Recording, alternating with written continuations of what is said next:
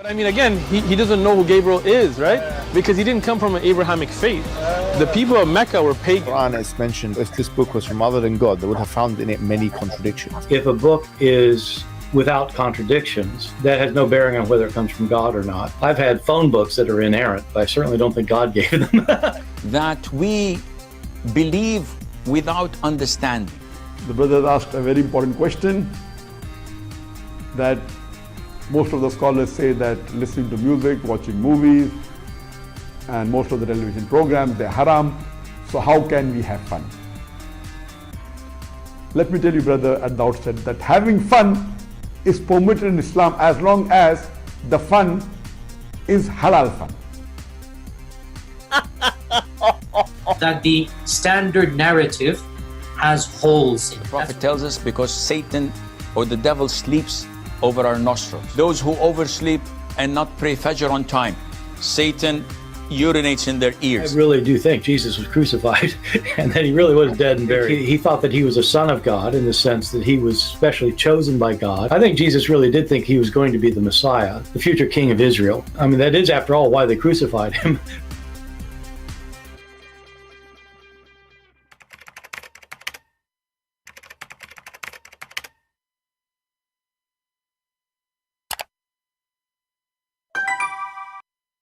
Hello everyone, and peace of Christ all of you. Please invite your friends and let us have some good time together.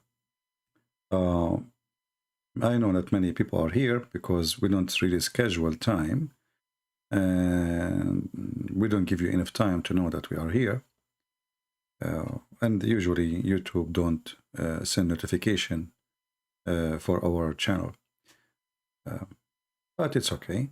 No, what is important is we deliver our message and later people download it and share it. As you see the title saying, Join Allah Community 7 Days Free Trial. Somebody sent me an email saying to me, you should create a community and use your knowledge, to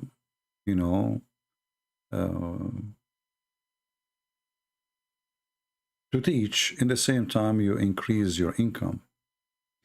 And you can give people free 7-day free trial. And he mentioned the name of somebody, but I'm not going to say. And I said to him, okay, I'm going to go. I will listen to your advice and I will make a live stream about it. I don't know if he's listening now or not. You know, people look like we are having Netflix here or Amazon movie.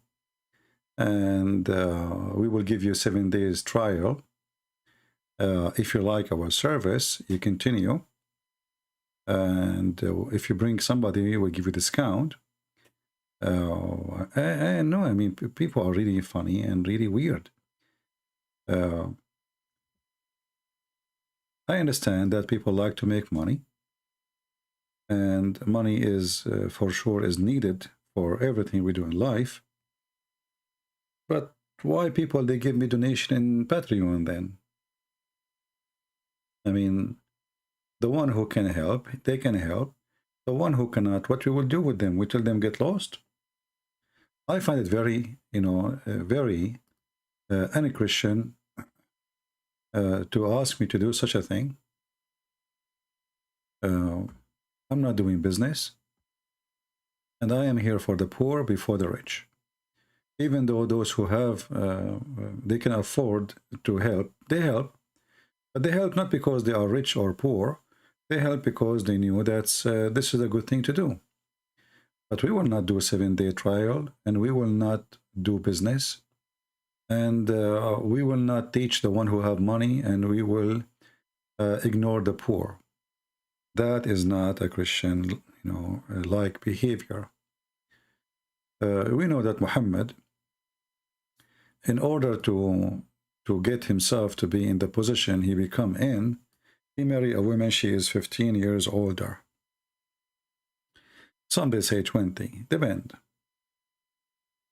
When you lose your ethic, everything is for sale. And Muhammad, he was no better. He married a woman, she is way older, and all of us, we knew that Muhammad, he liked young children. So for the sake of the money, you know, we know the story where Muhammad, he asked his companion, his name is Jabir, why you don't marry a child so you can play with her and she can play with you. So Muhammad, he sacrificed his desire for the sake of the money. Gold is what people seek. I'm not here to do business. And most of my life work, I did not receive even a penny. This was new. In the year 2012, I thought maybe we can make a TV station, and nobody support us, so it was a failure. You know, very few people, they were interested to support. Otherwise, I never really thought about even collecting donation, even though it's really needed. But this is not why we are here. So if there's a donation or there's no donation, we will be here. If people help or not help, I will be here. If the one who listen, they are poor or rich, I will be here. It doesn't matter really. And I will never change the way I do things. And this is a promise from me. See, people, they can give excuses to collect money. Yes, life is not for free. But you know, there is the Lord is providing, and as long as the Lord is providing, what we need more, you will take nothing with you extra to the grave. So don't be greedy and don't seek more, otherwise you will lose a lot. This is my answer for the person who asked me to do this 7 days trial community. I'm not doing business, my friend, and always I will do my videos for free and my help for free. I speak to people for free, in private, in public, all for free. And it will never change.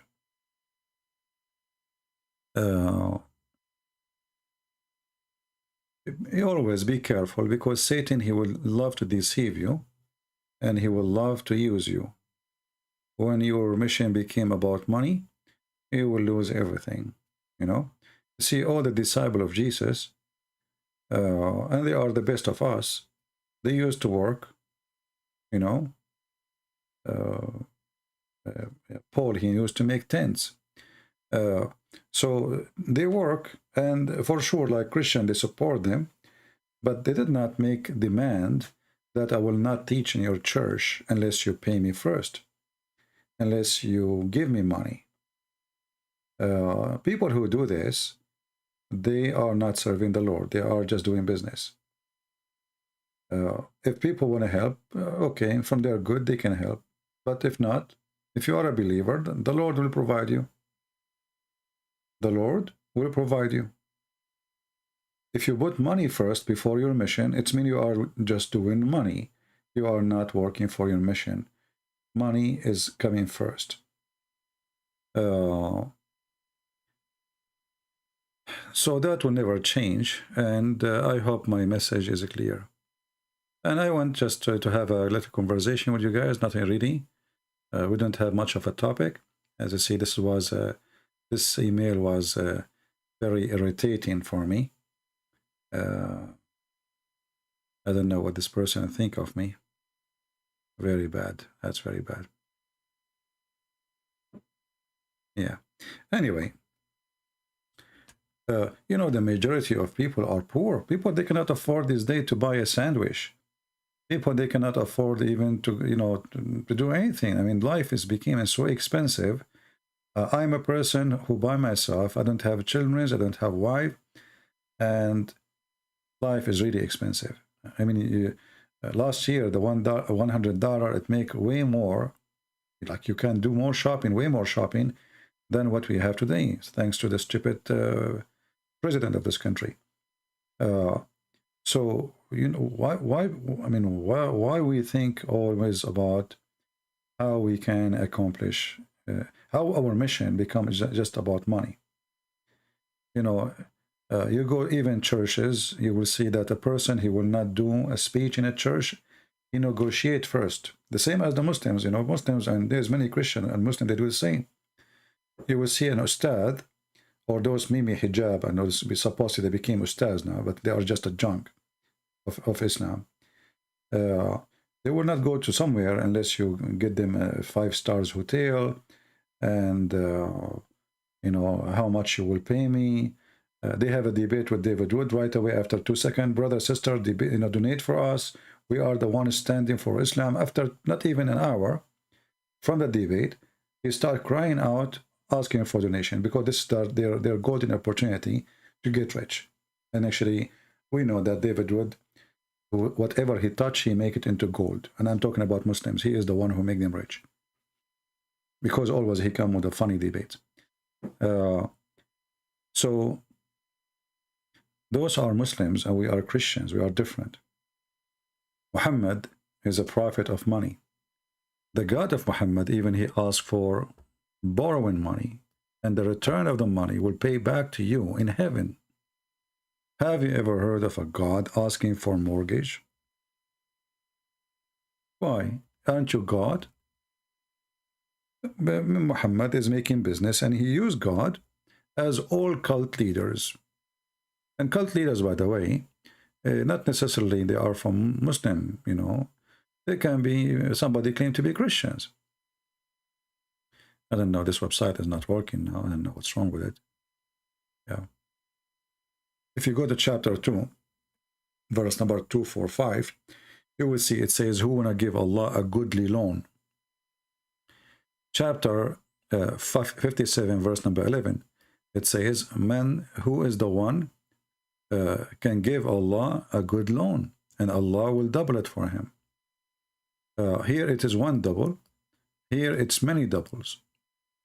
And ask yourself, what kind of God he need a mortgage, and he will pay you back in heaven? You know, I mean, isn't it obvious it's a scam? Or isn't it this God who created gold and silver? Why he is begging for money? In chapter 67, verse number 17, 64, verse number 17, you see, okay, now it's working, thank God, finally. If you lend to Allah a goodly loan, i.e. spent for the cause of Allah, and who is the one who will take the money? Muhammad. So always I want to warn you that all liars, all cult leaders, they want two things: your money and your women. You will find that all corruption of any religious institute, this doesn't matter what it is, you know, even if it is Christian or Muslims or Hindus or anything. Always the corruption have to come from two doors: money and sex. Those two things men are enslaved to, which means they are slaves to money and slave to sex. And when a person he becomes famous, he feels that he is powerful, and he like to take advantage, because, you know, now he reached the top, let us say, where he can demand things.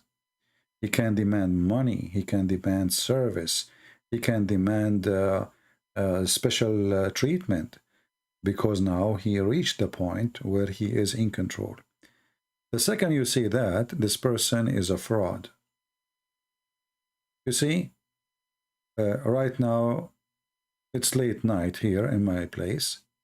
What I will lose if I go online and I answer some Christians about their questions, regardless of anything. Let us say there's nobody making donation. I mean, what I will lose? What exactly I sacrifice? Now, for sure, in my case, I stay for many hours. I stay sometime even, you know, I do more than one broadcast. One is 6 hours, the other one 3 hours, the other one 2 hours. You know, total like 13, 14 hours within 24 hours or 48 hours. That is extreme. But let us say I'm a person who make videos for 15 minutes or half hour. Why exactly I demand people to pay me in order to make that video? That is not right. Muhammad, his way is known, that he tempt his followers to pay him not because they are good, and not because he is good, but because what they will get in return. You see, it's an investment. It's in front of you. So their greed is their religion. Their greed. So the greedy one, he says, oh, okay, let me give Muhammad now, you know, I will give him $1,000 and Muhammad will make it for me $1 million in heaven. So even when they give, not because they are good, but because they are evil. Do you understand me? Not because they are good. You see, why Allah telling them, I will double it for you? He is using their greed. Can a person give without expectation of return? A good person, he do that. If you give me money and the expectation I will double it for you, doesn't mean that you are good at all. That means you are bad. Do you understand? A good person, you don't give a sandwich for somebody he is homeless, hoping that he will do something back to you. What exactly he will do? What do you want? Now Allah is God, supposedly. And this God, he is asking them to spend money, and for sure they will give it to Muhammad, and Allah will double it for them. Why a Muslim, he want money to be doubled for him? And how you can double money for him? And as long you are good in doubling, why you are asking for it? And as long the person is giving it to you, not because he is interested to help you, but now he is interested to double it.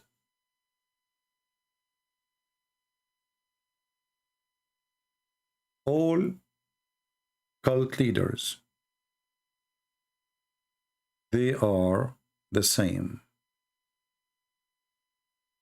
My friend, there's nothing is called deception of Allah, variant number 2. There is Quran and science in on depth. That is variant 2. So we have different name. So you might be confused thinking that variant number 1, that's mean there's variant number 2.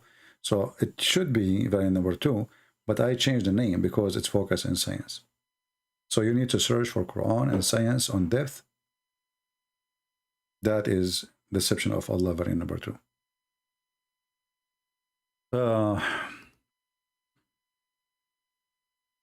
You know, the Lord, he says, from their fruit you shall know them. And here in this case, a person is making donation, he don't have a fruit. That is not a fruit. That is an expectation of an investment. Actually, the Quran did not hesitate for a second to call Islam as a trade. If we search for the word tijara,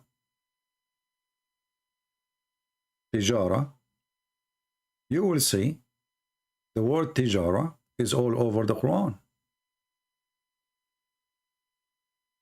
Tijara.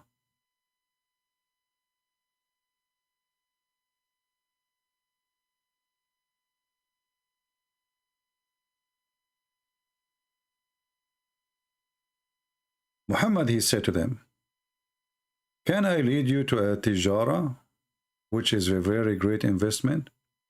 Chapter 61, verse number 10. Tijara. You know what tijara? The translation here says commerce. Tijara is you buying some stuff, and then you sell it again, and then you made some money from reselling the product. That is tijara. Tijara is not someone who made the product. Someone, he bought it and he resold it. And he add extra price to the price he bought it with. This is what tijara is. So how in the world God and guidance become a tijara? Because this is the nature of Islam. Islam is a business.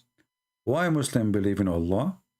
Because he will give them gold and silver, and he will double their money, and he will give them a lot of sex, boys, wine. So it's not the belief, it is the buffet. It's not because they believe. They believe in the buffet. They don't believe in Allah. Their expectation is the buffet. And that's why if we take the buffet out, how many Muslims will be believing in Islam?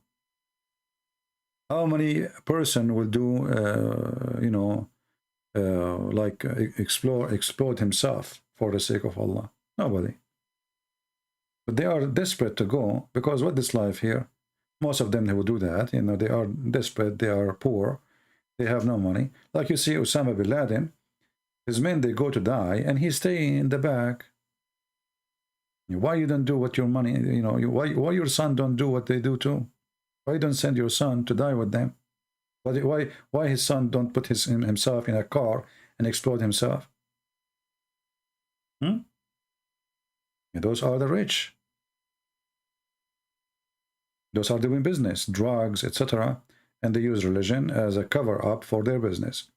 But the real believers is the one who give his life to get what? To get the buffet. To get the girls. The women with the big boobs. Osama bin Laden is so smart. You know that this is false. This is why he is not doing it. Otherwise, he will be the first to go. Aren't they seeking to be murdered? Go for it. He will not do that. He hid for many, many years when he had the opportunity every day to be murdered for the sake of Allah. But they will not do it. So the naive ones is the one who do such a thing. It's different from riba. Riba, the word riba, is coming from the interest, like interest you take from a bank. But you know, the Muslim always, they have, they play games to go around things. So as an example, in Islamic banks, they, if you put your money in the bank, they say, we don't give you interest. We give you return. So they change just the name, you know. So it's a fraud. This is the nation of frauds. Everything is a fraud. They just change the name. Like prostitution, we don't do prostitution. Haram. So what we do? What we do? We do one night stand. We do zawaj a friend. We don't do mut'ah no more. So what we do? So they just change the name. Do you remember the video of Mimi Hijab? And the sheikh, his name is Abu Khadija. Mimi Hijab was saying to Abu Khadija, he is a very well-known sheikh, Muslim Sunni, that you Muslim Sunni, you marry for 5 minutes. 5 minutes. I can find you the video. Let me see, you know.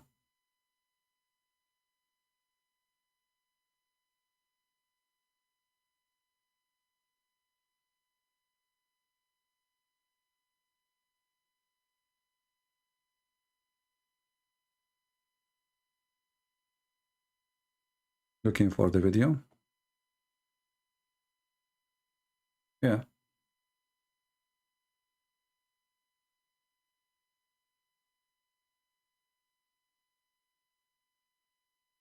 Let us see. This is Muhammad Hijab. He is saying the truth. Muslims, you know, Islam is an opportunity to be a loser, to be a sexual predator, and to, you know, this is God. This is God teaching. You know, God told them you can marry as many as you want. Read it. It's in the front of you. All you're happy to do, you and your friends, yeah, is acquiesce to the fact that you guys are going around, yeah, marrying people for 2 minutes and 3 minutes and 5 minutes and 1 hour, 2 hours, whatever it may be. Did you hear it? They marry Muslim, they marry Muslims, Muslim men, they marry Muslim girls or women for 5 minutes, 3 minutes, 2 hours maybe. This is what they do. All you're happy to do, you and your friends, yeah, is acquiesce to the fact that you guys are going around, yeah, marrying people for 2 minutes and 3 minutes and 5 minutes and 1 hour, 2 hours, whatever it may be. Salafis are always accused marriage and divorce, marriage and divorce. So is there any sunnah for this? Is there any evidence for this? كذابين, by the way, ikhwan. Yani that is one of the most one of the most evil statements that is made against the people of Sunnah. Anyone who's familiar with the other communities will know that the affair of divorce among them is far, far more disproportionate than among the people of Sunnah. But it is us who are highlighted, that is it. And that is the manner of those who fight against the people of Sunnah, da'iman wa abadan. They will look for any excuse to highlight the people of Sunnah as evildoers. Apparently, our brothers at SP, there is someone among them has married 60 times apparently. You know, here you see the hypocrisy of two Muslim sides making fun of each other. Well, isn't it Muhammad, he married a limited number of women? So why you deny? Isn't it your right to marry as many as you wish? What happened now? I mean, isn't it this is your religion? You can divorce as much you want. You can remarry. You can divorce. You can even divorce the same woman 3 times, 4 times. And then you can, 3 times. And then after, if she to go back to you, she have to go and sleep with someone else. That is the truth. And this is in the Quran. And you ask a Muslim why this rule exists, that if a man he divorces his wife 3 times, she have to sleep with somebody else before she come back to him. He will say to you, this is a punishment for him because he make a divorce as a game. Well, the one who make it as a game is Allah. Why Allah allow him to do it? And now the woman, she got divorced. But she, excuse my language, she is going to be effed, not him. What she lost? What exactly lost? Nothing. So, what kind of justice this justice is? The woman, mostly, she want to go back to her kids, not to the husband, because obviously he is not good. But if you divorce her 3 times, she cannot come back to you unless she sleep with the new Abdul. What the heck is that? It is a sexual religion. Very stupid rules. And now he marry her again. And he divorced her 3 times. She had to F another one. It's a joke. You read that verse, it's in the front of you. This is a chapter of the Hindu. Chapter 2, Al-Baqarah, the cow. Verse number 230. So as you see, Islam focus in sex, money, business. And the free trial is limited. There's no free trial actually, because everything is a promise in heaven. For now, you can try some Muslims, but you have to spend money in order to try them. Islam is religion of try. You can try the women. You can marry her, for a day. You don't like her, you can send her back. Give her the money. Go. Bye-bye. It's over. There's no limit. There's no limit in Islam how many times or how long you marry anyone. This is the truth.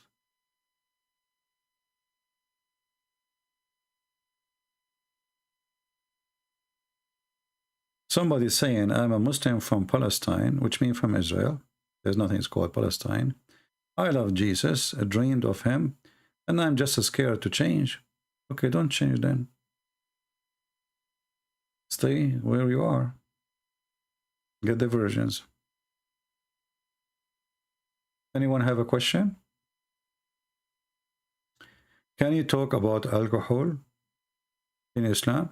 First of all, in Islam, the alcohol, see, Muhammad almost he is dead. And yet he did not forbid alcohol.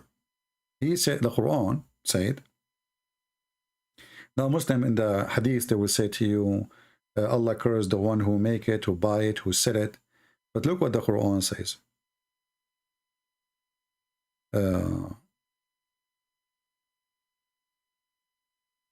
Ijtanibu. Ijtanibu mean avoid it. Does not mean haram.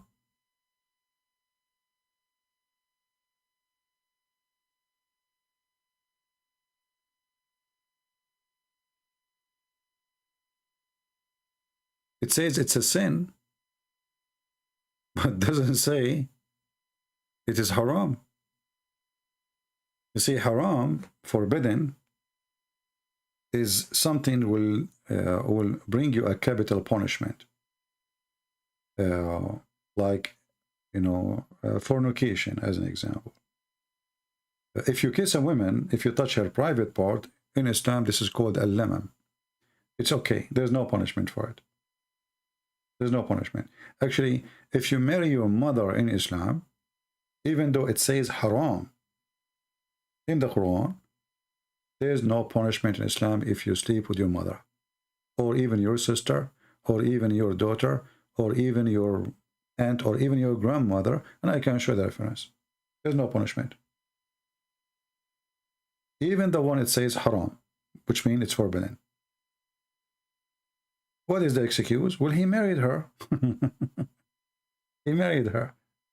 How you can marry? How you can marry your mother? So Islam is a very weird religion. What is fornication? Fornication is having sexual relationship, you know, with this is the traditional meaning, with someone is not lawful for you, especially like if you are married, you know, like a cheater, you know. But fornication is having a partner is not your wife or not your husband, as simple as that. But in, you know, like in the biblical meaning, fornication is any sin which is against God teaching. As an example, in the Old Testament we see it says that the earth committed fornication, the earth. But we know that earth don't have sex. So what the Bible says, that the earth is in a great trouble, full of sin, equal to what it's called fornication. So fornication is you doing something against God will, and it's about doing something not lawful, not right for you. As simple as that.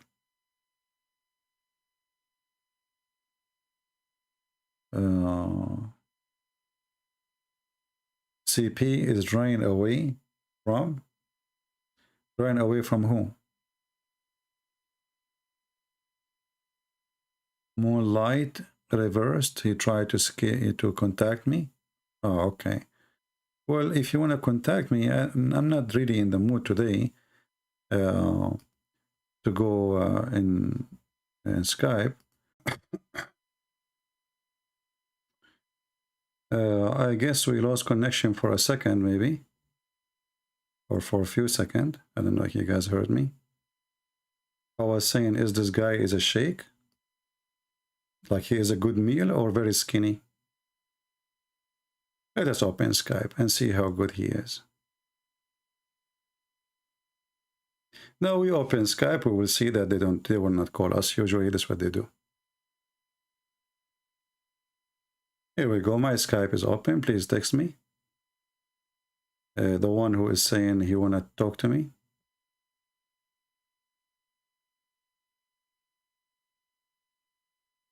Give me your name so I will find who is, because I have too many texts here. What is that? What is the name of the person who want to talk to me?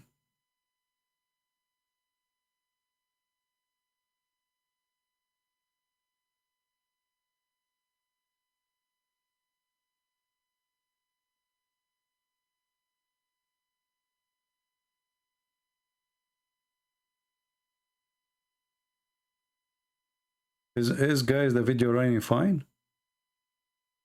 Am I heard? Okay, my Skype is open. Where is the Abdul who wanna call me and he is desperate to talk to me? And he claimed we are running away from him. Where are you?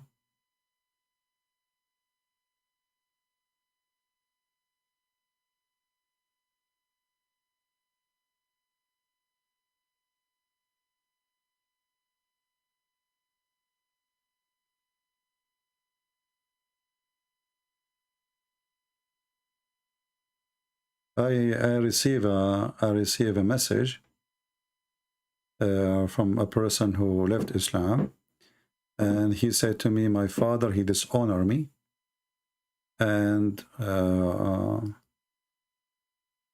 yeah, because he left Islam, you know, he says like he don't want to see him no more. Let me give him a message. No, not worry.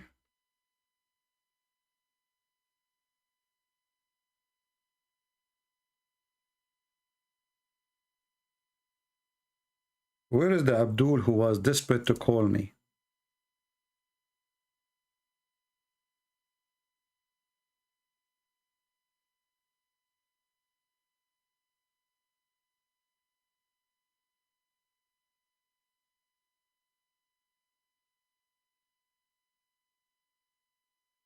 What happened? Where is the one who was so excited? Christian Prince is running away. My Skype is open.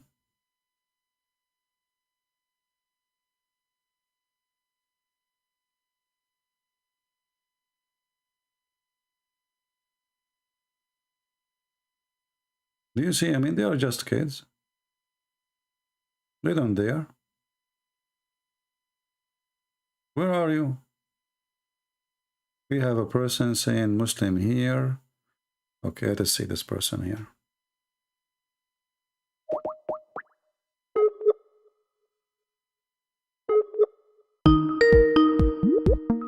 Let us lower the speaker temporarily.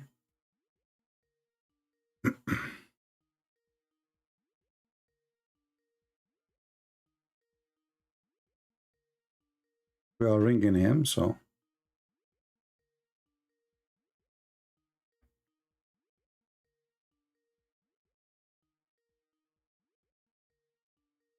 This guy is not answering.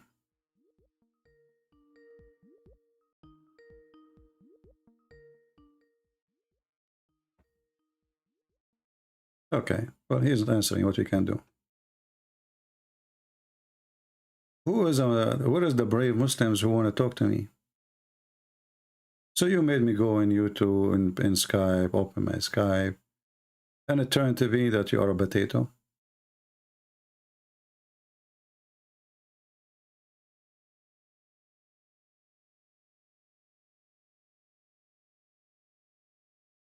Huh?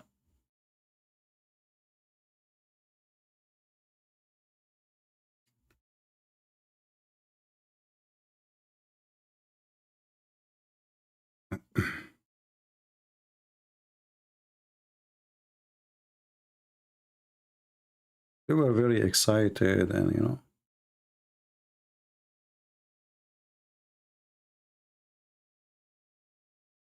Somebody sent me a message saying they cannot find my book in Amazon, Quran and Science in Depth. You know those Amazon? They are playing games for sure. And yeah, I can see it's not showing.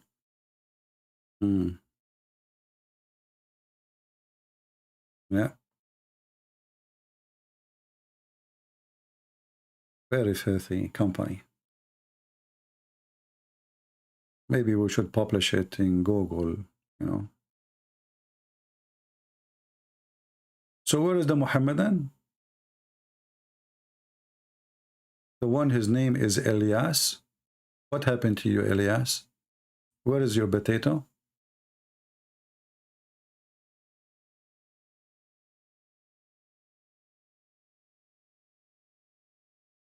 Hello? You see, when they want to debate David Wood, they will see a long line of them. They want to debate him. Here, there are potatoes.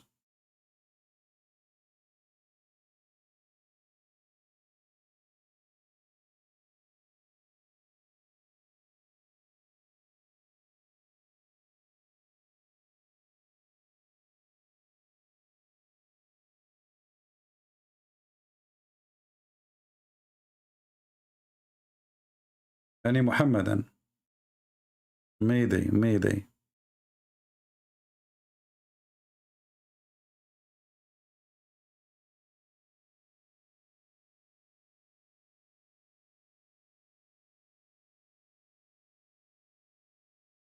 CP is never defending, just opposing.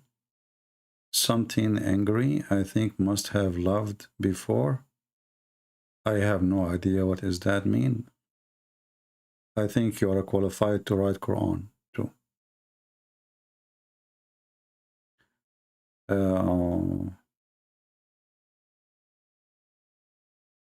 So that's it. Are we out of them?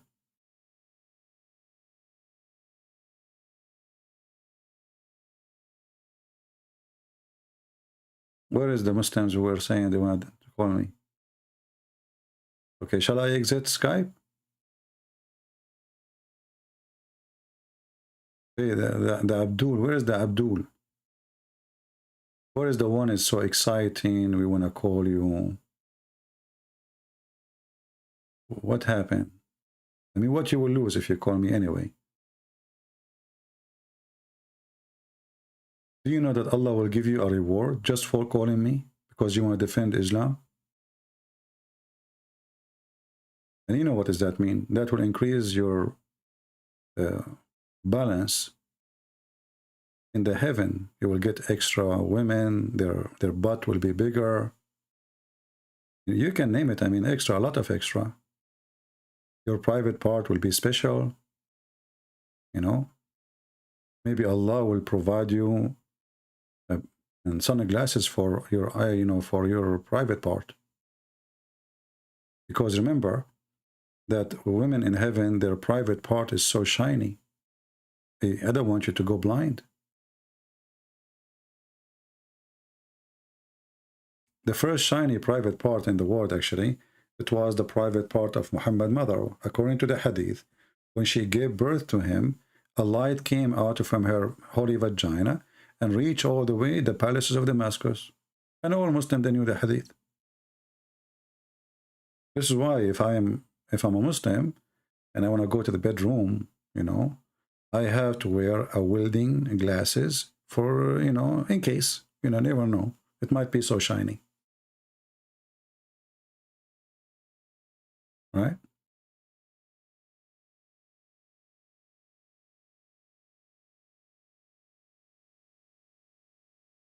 And look at them. Any Muslim, he would dare to say this is a lie? They don't dare. Look at them. Look. Not even one of them said this is a lie.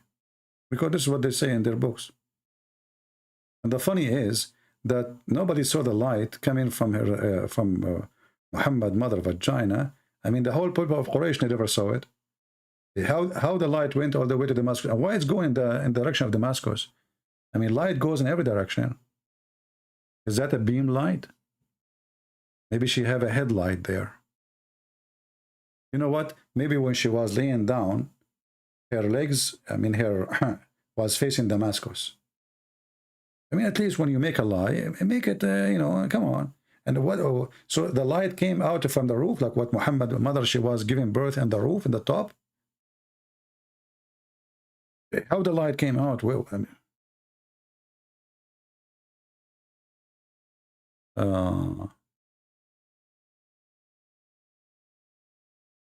you missed the part where David Wood says if somebody need a free access because he cannot afford, he will give a free access.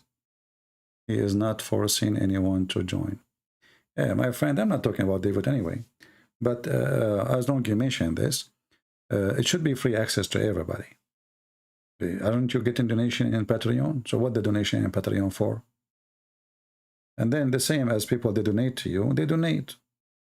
What, this is a free trial, you know? I wasn't, maybe you came late. I'm not talking about David. I'm talking about somebody asked me to do community free trial, something like that. Maybe he was trying to copy others. But our work here should not be you pay me and then you are welcome. And if you are poor, send me an email and I will give you, we will look at it. You know, that is not right. You know, obviously this is a service made for those who can afford it, not the one who cannot afford it. You know, if you are poor, well, all the people are poor.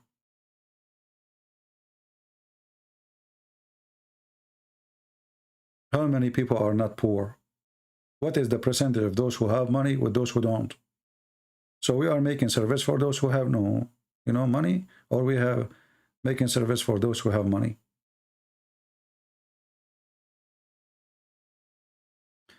Very important question for me. Should I look for a very important answer before you ask it?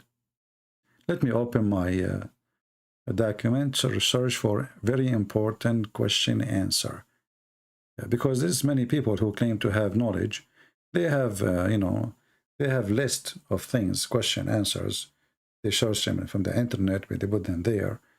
And when people ask them, why you are not married, what's your business? Why you want me to get married? Did I do anything to you? Do you hate me? Are you trying to seek revenge or something? Abdurrahmi? Abdurrahmahi?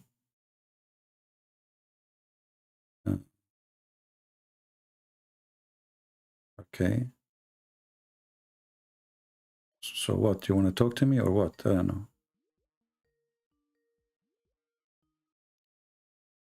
Hello?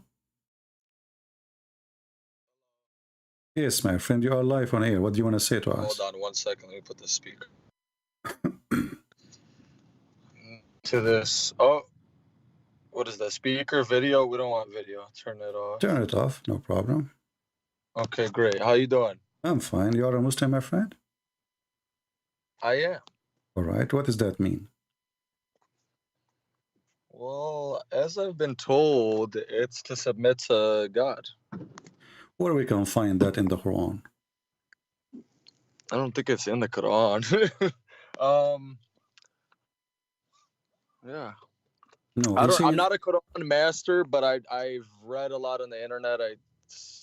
I'm pretty open-minded to everything. No So problem. yeah.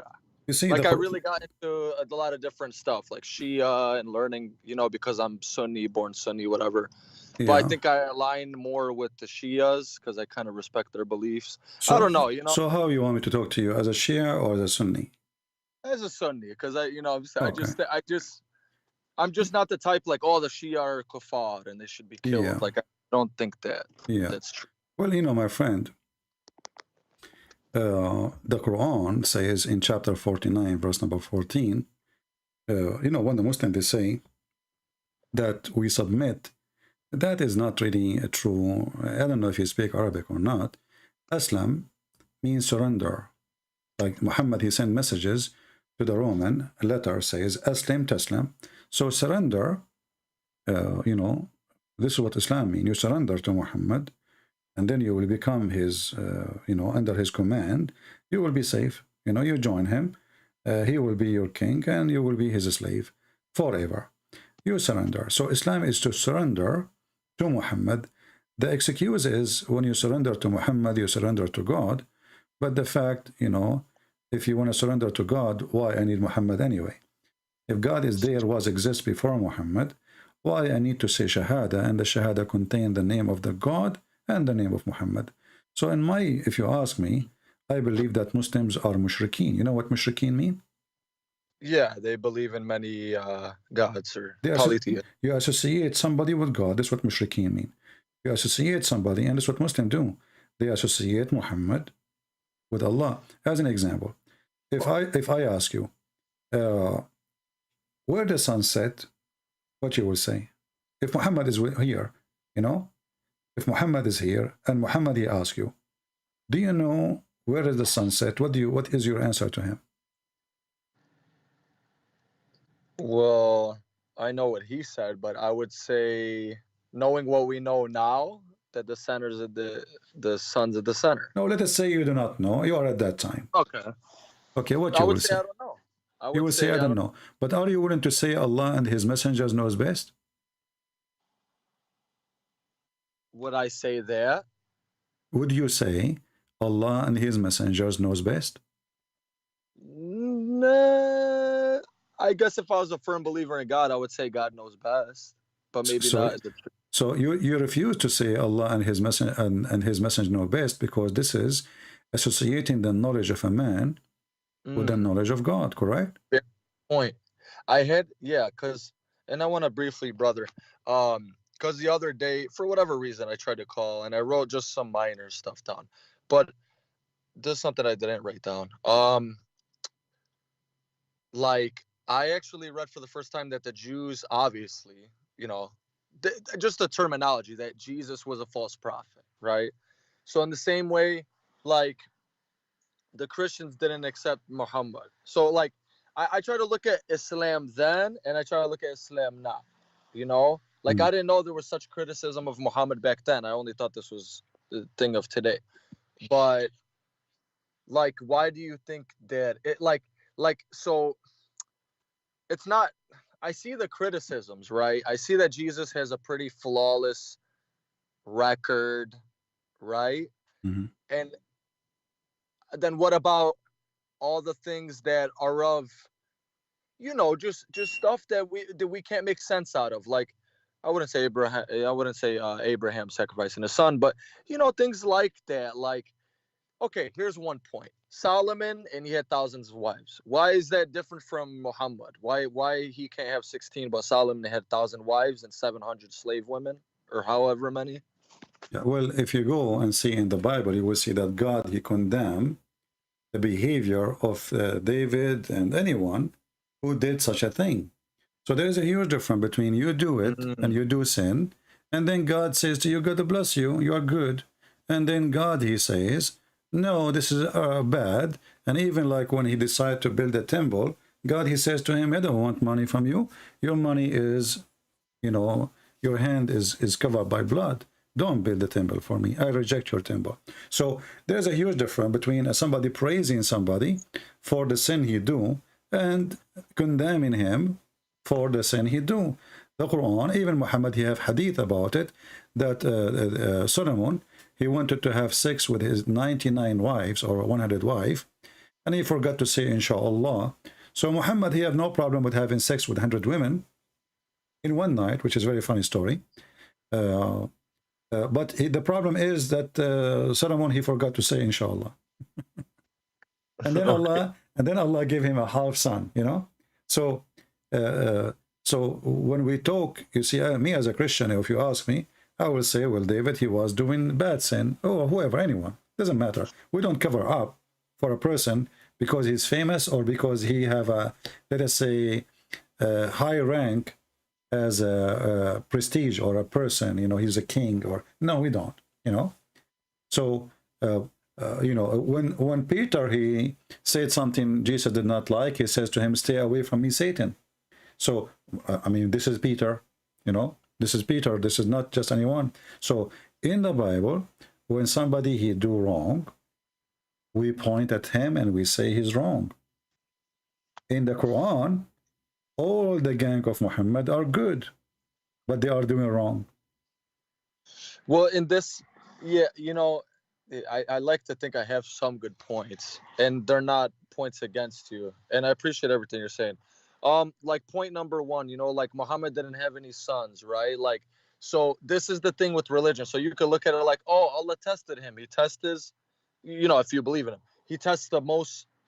I don't know if it's in Christianity, but of course in Islam, and I would think so, that God tests the most pious, right? So he didn't have any sons that lived. So, but then somebody could say, oh, look, he's a false prophet. If he was loved by Allah, why didn't he have sons like David, Solomon, whatever, you know, sons that lived? And why the sons of Ali, they were killed and poisoned, and the Sunni think, oh, the Shia poisoned them, and the Shia say, oh, you guys killed them, and the Caliphates and the Umayyads and the Abbasids, whatever. So I look at it like what really happened and then what came after. Like, I do see the problems in Islam, but it's like, okay, was that a human problem? My friend, I don't judge Muhammad for being a false prophet because he don't have kids. What does this have to do with being prophet or not? But in Islam, you are, you know, this is what Muhammad, he taught them. You see, Muhammad, he says, Allah, he curse even the seeds. So it's Muhammad teaching brought that on him. But for me as a Christian, let us say you or anyone, you don't have kids. What's your problem? I mean, it's not your fault, right? He did not commit a crime. So we don't judge Muhammad because he could not have a son. That is the most funny thing ever. But the funny is that Muhammad, he say things, it's stupid. And yet he claimed that he received message from God. As you see in the front of you, Muhammad, he claimed that the sun goes every day from the east to the west and prostrate itself under the throne of Allah. So if Muhammad is a prophet, I'm not going to look at him if he has sons or not. I will look at what he just said. He just said that the sun goes every day from the east to the west and then it prostrate itself under the throne of Allah.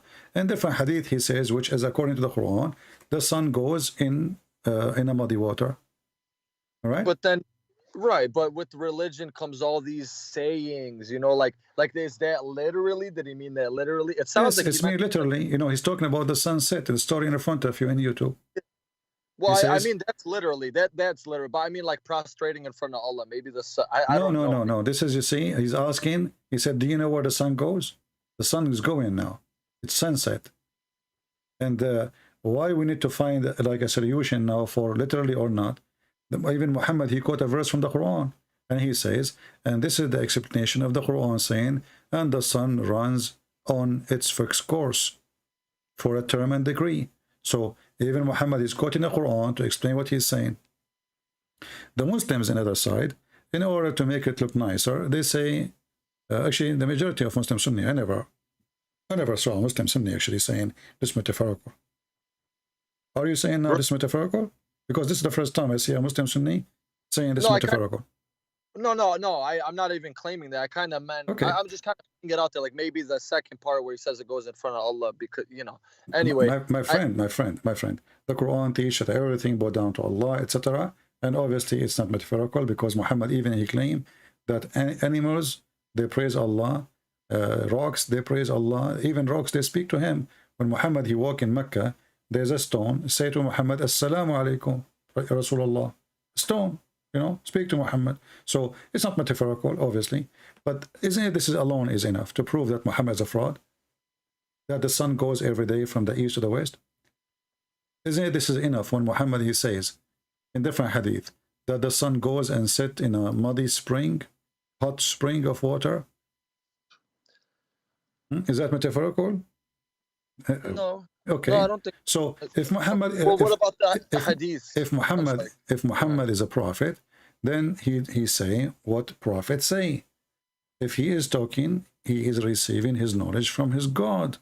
So when Muhammad he says such a statement, I do not care if I have children or not. But even the story of having children, it's very funny. Do you know that Muhammad he claimed that he used to be the most weak person in sex between all mankind, and then he invoked his God, and then Allah he sent him a dish of al-kufayt. I don't know if you know what al-kufayt, like kufta, you know kufta. Oh, yeah. So Allah he sent him kufta. Muhammad he ate it. He got the power of 40 men. I mean, his story. This is a story of a mad person. This is not a story of somebody. He have a brain. I mean, this is like somebody is taking hashish, drugs. You know, what kind of a prophet he go in public and he says, I was the most weak person between all mankind, and then I invoke my God, and then he sent me a dish of al-kufayt. I ate it, I get the power of 40. Do you yourself, do you really believe in such a thing? I think the sexual. Now, do you believe that God he will send a dish of shish kebab to fix a private part of a man? I really don't. I Okay, don't. so obviously Muhammad is a false prophet. I mean, Well, how do we know? I'm sorry. my friend, isn't it? This is enough. I mean, all of this is the Quran is wrong. I have tons of his stories false. Okay, I'm sorry. So like Jesus' miracles, right? Yeah. Compared to Muhammad's miracles. Muhammad had no miracles. Where is the miracles? That's the thing. The splitting of the moon and No. the You see, let me take you. Let me take you. There's you see. Like, how do we know Jesus did those things? Like, we know he My friend, he healed the leper. When Jesus he did miracle, there is thousands of witnesses, and Muhammad himself he could not deny it. But we will not take Muhammad to witness for Jesus. But you can say how I know I wasn't there. You can say that, no problem. But you cannot say that Jesus is lying, because Jesus never claimed anything except what he did. So when Jesus he says, go and your sin is forgiven, he forgive the sin. When Jesus he say, go and you will see, the guy he see, the blind he can see, go and walk, the guy he walk. But Muhammad, you say to me he split the moon, right? Okay, if we go to the verse we will see something very funny. about this verse, and you will die laughing in a second. Where in the Quran it says that Muhammad or Allah he split the moon? I think it's a hadith, and that kind of leads me to a further question. And I No, don't hold want on. No, hold on. You see, Okay. why the Quran, he mentioned that Jesus did this, did that, did that, did that, did that. And in the Quran, the only thing happened in the time of Muhammad, the Muslim, they claim it's a miracle, that the moon is split. Nowhere in the verse it says Allah, he did it, or Muhammad, he did it. And the verse in the front of you. Chapter, the moon, verse number 1. Actually, this verse is proving to us that Muhammad is a fraud. Why? Because in Arabic it says, اقتربت الساعة وانشق القمر. اقتربت mean it's very soon, almost there. الساعة, the hour, which means the judgment day. And the moon split. So the moon splitting was the sign of the day of judgment. It started. And that was 1400 years ago. No, that's something I have a very hard time. You know, like he said, this person will not live. Exactly. You know, yeah, he will not grow old until the hour come. That stuff's very weird for me. And I just, you know, the effects of Islam, like if I could say, like, it's very stressful. Like, okay, when the teacher was killed, you know, he made cartoon. Like I get so passionate, so I don't want my mind going everywhere. I want to be focused for you. Like I am very passionate about Islam, you're right, in the beginning. Now it's like touching a fire, right? When you learn about other religions, like touching a fire. I don't know, maybe for Christianity, they tell you learn about other religions. In Islam, you already know. The Sunni, don't learn from the Shia. Don't listen to the Christians. They want to change you. Everybody hates you. So you're like, you cannot believe, but then you get a little older and you're like, okay, what's this about? Then you're learning. And so I guess to say, in these times where Muhammad predicted that people would leave their religion and there would be trials, and which we're seeing now, how do you have all these prophecies? Like, my friend, maybe people left Islam because he knew he forced them. He knew he forced them. You see, if I force you, listen. My friend, if I force you to believe in me, to say Shahada, shouldn't I know that right away after I go and I lose my power over you, you will leave me? It's not a secret. You don't love me, you don't care for me, you don't believe in me. So it's obvious. It's like forcing a woman to stay with her husband, which she hates to death. The second he die, she will find a new husband. It's not a prophecy. So Muhammad, he did not prophesy anything. And what you are saying, because Muhammad, he knew he is a fraud, and then people will go and they will disappear as soon he go. And this is why as soon he died, Abu Bakr, he launched a war. The Ridda Wars, yeah. Exactly. to force people to come back. That's why I mentioned, brother. I'm sorry, what were you gonna say? You know, if Muhammad was a prophet, why the people they left Islam if they believe in him? They don't. He forced them. This is why right away when he died, they left. So Muhammad, he knew he is doing evil, forcing people to believe in him, and he knew that the only way is the power. People, they thought, okay, Muhammad, he died. Now this religion is going to collapse, and that's it. But there is men behind Muhammad. They took over, and they knew now that the business is risk. It's a business. Islam is a business. So, and actually, Abu Bakr, he says, I will wage war even for the sake of a son of a goat, which means a baby of a goat. People, they have to pay. The reason he did the war of apostate, because they don't want to pay money no more. Paying the money, yeah. Yeah, it's not about because they believe or not. You know, this is how hypocrite they are. So he said, if they don't even if it is a baby goat, they don't send, I will wage war for it. So it was for money, and people obviously until now we knew that, and until now Islam is protected by the war. If you try to insult Muhammad, if you try to say anything against Muhammad, you will be dead in less than 5 minutes. I read that like 15 years ago. Yeah, I gotta be honest. Yeah, I read a hadith: if anybody insults me, kill him. And I remember, I remember reading that. I'm 14, 15, because I've always loved the internet. I've always loved reading, right? And I've always been interested in religion and open-minded to a lot of them. I guess, I guess I could bring a pretty good question, or, is Islam a test? Okay, let's assume you firmly believe Islam is false, right? I believe Islam is the devil itself. Okay. So is that a test on humanity, or is Islam a test for the Muslims to find? My friend. Why? My Why friend. would My friend. The word test is a lousy word we use, to justify our bad. It's a test. It's a test. It's a test. Like God is testing me. Yeah. Okay. Yeah. But it's not God testing you. Because God, He told you what is right, what's wrong. And then you like, it's like somebody, he go to the test and he take a pen with him. It's called pen of fornication. And he says, it's a test of fornication. I'm going to test it, I'm going to take the exam of fornication now. This is silly. So when you fornicate, it's you who fornicate. What test? When you kill, it's you who killed. What test? No, you're when right. you You're steal, right. same. Everything is the same. People, they give themselves excuse. And the Quran is behind this idea in your head that Allah is testing you. That is to make you feel not guilty, because it is Allah playing games. The God of Islam, He play games. And, as an example, if somebody is deceived, who deceived him? Allah. Is that correct? It happens to be that if they're going against what the Quran deems as righteous, or against Muslims, then No. yes. I'm not talking about that. Who is the one who mislead people? When you say it's a test, the test is coming from who? Allah usually says, I lead people astray. Exactly. And not only that, as an example, chapter 4, verse number 88, it says, and the one who Allah deceive, nobody can guide. So the business of this God is the business of the devil. He is the one who deceive you. And then he claimed that you should be punished for being deceived by him.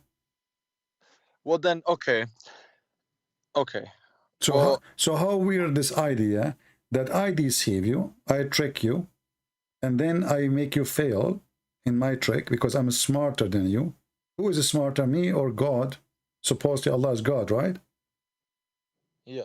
God is smarter, obviously, right? Yeah. So who's going to win with his tricks? God. It's like playing chess with the one who make the game. So how I can play with this God? I cannot win. So here this God, he deceived me, and then he says, how you can lead the one who I misled? I mean, how stupid this logic is. Right, because then my question was, then why do some Christians turn Muslim if God says their hearts are sealed, and then they turn Muslim? Because they deceive themselves. Satan, he deceive you. It's not a test. This is not a test. I mean, it's something I really have, and this is from the Quran. So this leaves me very, like, some things like hadith, and that's for maybe, my question is there anything equivalent to Christian hadith? Like, is there anything in Christianity that's like Muslim hadith? Because it seems that's just we don't have everything Jesus said is in the Bible, and that's it. And the Muslim hadith is different story, because when the Muslim, they say Islam is the Quran and the hadith, Islam became more lousy, because now anyone he can say this hadith is rejected. The other person he say I accept it. So Islam became mini Islam, and everybody can play the game of it's good, it's bad, it's sahih, it's weak, it's etc. It's a game. So Islam is not really a religion. Islam is a collection of ideas, and behind this idea is an unknown person. Like if I ask you now,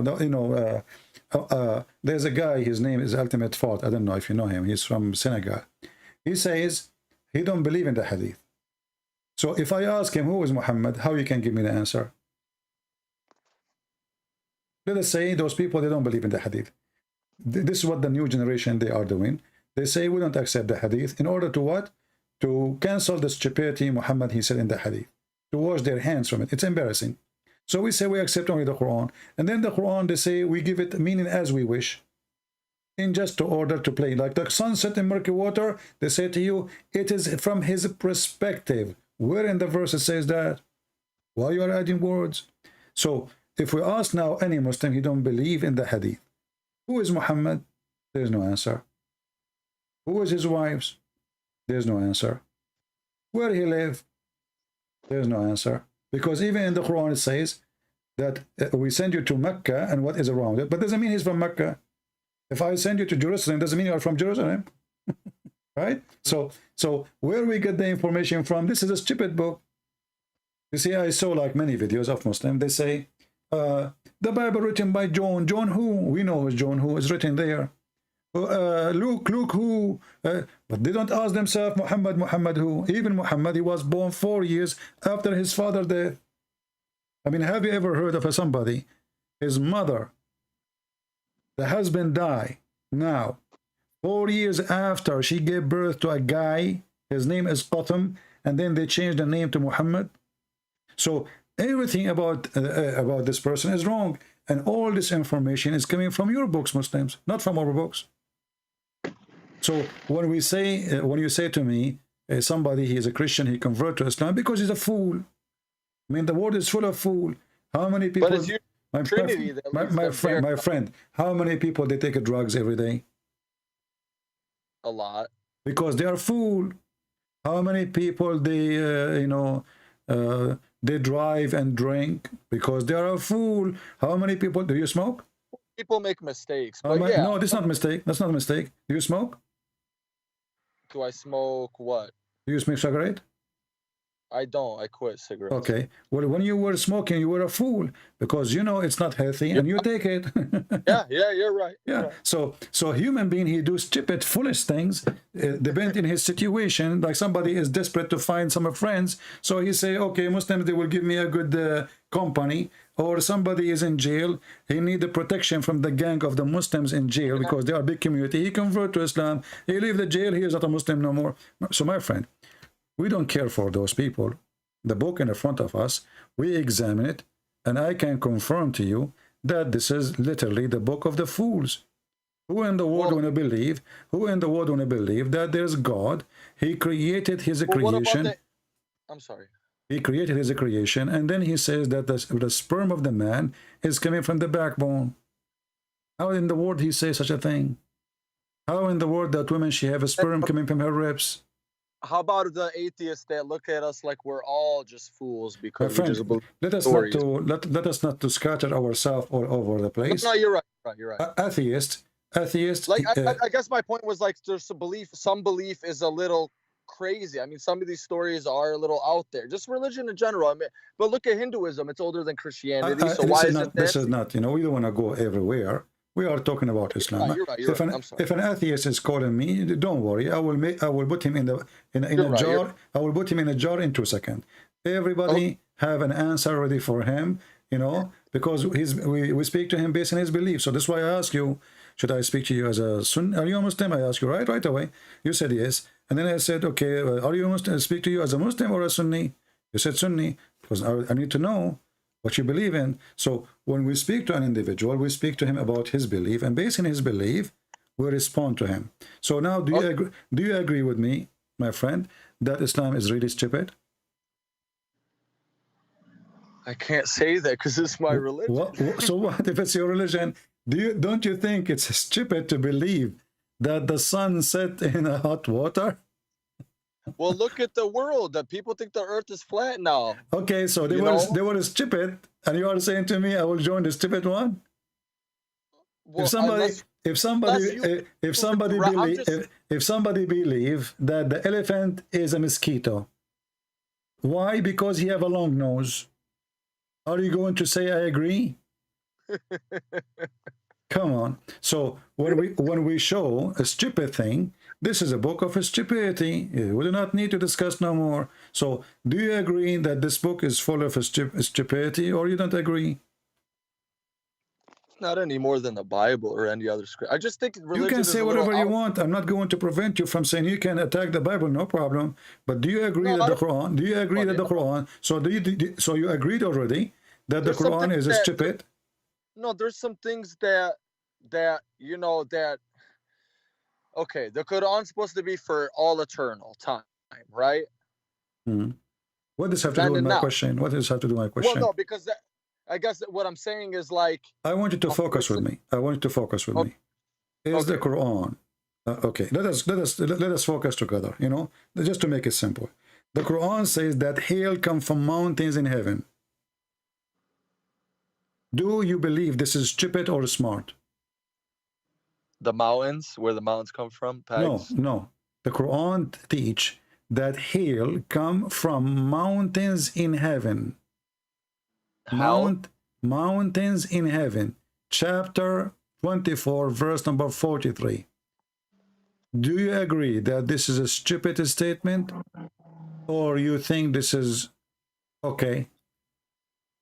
Do you think that hail come from mountains in heaven? Hellfire? No. No, my friend. Hail. You know hail? Healing? Hail, the ice that come from the sky, not snow. There's snow and there's ice. Yeah, I'm sorry. Hail, I'm yeah. sorry. So according to the Quran, Allah, He sent hail from mountains in heaven. I mean, it's from up there. I don't think that's the stupidest thing. No, I don't think that's absurd. So do you believe that really hail is coming from mountains flying in the atmosphere? I don't, but I mean, So why you are saying it's not a stupid statement? Either it is true or it is wrong. If it is wrong, this is stupid. But the verse saying here, there's mountains flying, and for sure not in the space, because hail is not coming from the empty space. There's no cloud there, right? no. Okay, so if the mountains are flying, they are going to fly where the airplane fly. Have you ever heard of a mountain flying in the sky when you were taking your jet and your like 4 wives for a trip? Sorry, I'm being sarcastic with you. Don't be offended. Okay, then why? No, it's okay. Why is there so many Christianities then?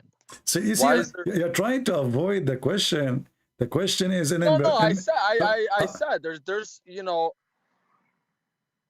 for me, I want to make sense of the violence and the This war. is not the question. I want you to focus with me. Do you think it's a smart from somebody claimed to be God to say that hail is coming from mountains in heaven? No, I Not don't smart. think that's So the smartest thing. So you agree that Allah is a fraud? Because there's no way God will say such a statement. And you agreed. Happy for you, my friend. You agreed. You agreed that this is stupid. I mean, if you word it like that, but I'm not wording it. I asked you, is it smart? You said no. What is the opposite of smart? It's stupid. Maybe you did not say the word is stupid yet, but you said it's not smart. You agree. I said, is it smart? You said no. So you agreed that Allah is stupid. Thank you very much. okay. No, well, okay. Let's look like this, right? Let's just like this must be very stressful. Okay, I'm Muhammad. I'm not saying, let's just pretend. Okay, I'm Muhammad. I'm trying to make this new religion. This must be very exhausting to, okay, I'm going to borrow from this. And I said this, so I got to. What exhausting? Muhammad, he did not say all of this in one day. He was taking his time, took him more than 20 years. The whole Quran, my friend, the whole Quran is not even in the size of the index of my books. My book, one book, the index is bigger than the whole Quran. So the Quran is a very small book. There's nothing. And as you see, it's a stupid thing. This guy is making sajja. Sajja is like rab. I eat potato, you are tomato. And you know what? If you go to Mexico, you are going to Fartino. What the heck is that? There's no meaning. This is stupid. So he was just making stupid sentence in Arabic, putting them together, and the end of the mean is a disaster.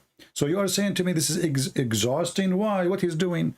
The guy was busy having sex with the children, having sex with his own son, wife, having sex with everybody. He made a verse saying any woman she can give herself to the prophet so he can F her. That's a little strange. Okay, so how about what do you mean it's strange?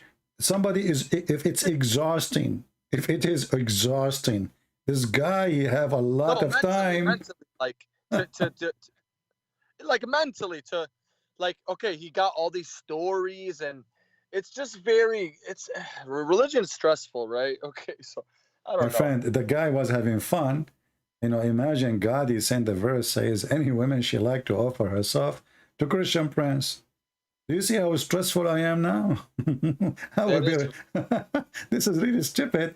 And you know, before you call me, I was saying No, to like, people wouldn't here. he be paranoid? Like, Before from you, the really people that he was trying to kill. Okay, he's a fake prophet, but you have the Meccans trying to kill you because you're changing their polytheistic ways, and you're making fun of them. And Abu Bakr is saying, "Suck the clitoris of Allah," and all this weird stuff. my friend, it's you establish an organization and you have no choice but to continue. It's a business, either it succeeds or it's going to die. So Muhammad, when he started his business, hoping that people will listen to him, this is why in the beginning he was trying to be friendly to the Christian and the Jews. When the Christian, they refuse him, and then the Jews refuse him, even though they accept him as a refugee, the Jews, they took Muhammad between them. Why do you think he ate the Jew? Why do you think he hated the Jews specifically more? Because they got him busted many times. The Jews, they used to make fun of him, getting him busted. As an example, the story of Al-Khadr. The Jews, they came to him and they told him there's a prophet, his name Al-Khadr. What do you know about him? Khidr, right, with the Moses and the green. Yeah. And Muhammad, he got the bait. He's a fool. So he come and he said to them a chapter about Al-Khadr. And later he found out Al-Khadr is just a scam. It's not real. This is Alexander the Great. He's not a prophet. He's actually bisexual. So they always give him a bait, and he's a fool, and he take it. So he takes stories from the Jews, he make it Quran, and then after that, the Jews, they make fun of him. So what they do, they send up somebody to speak to Aisha, or to speak, as an example, the punishment of the grave. A Jewish woman, she walked by to the house of Aisha. She said to her, we seek refugee from the punishment of the grave. Aisha, she said to her, you are lying. There's no such a thing. Muhammad, he come from his room. They found him argue, both of them. So he said to her, what's the problem? She said, this Jewish woman, she is saying, we seek refuge from the punishment of the grave. Muhammad, he said, well, okay, well, she is saying the truth. And Aisha, she said, since then, not even once, Muhammad, he prayed without saying, I seek refuge from God, from the punishment of the grave. So why Muhammad never say that ever before, until the Jewish women, she mentioned it, he hang up.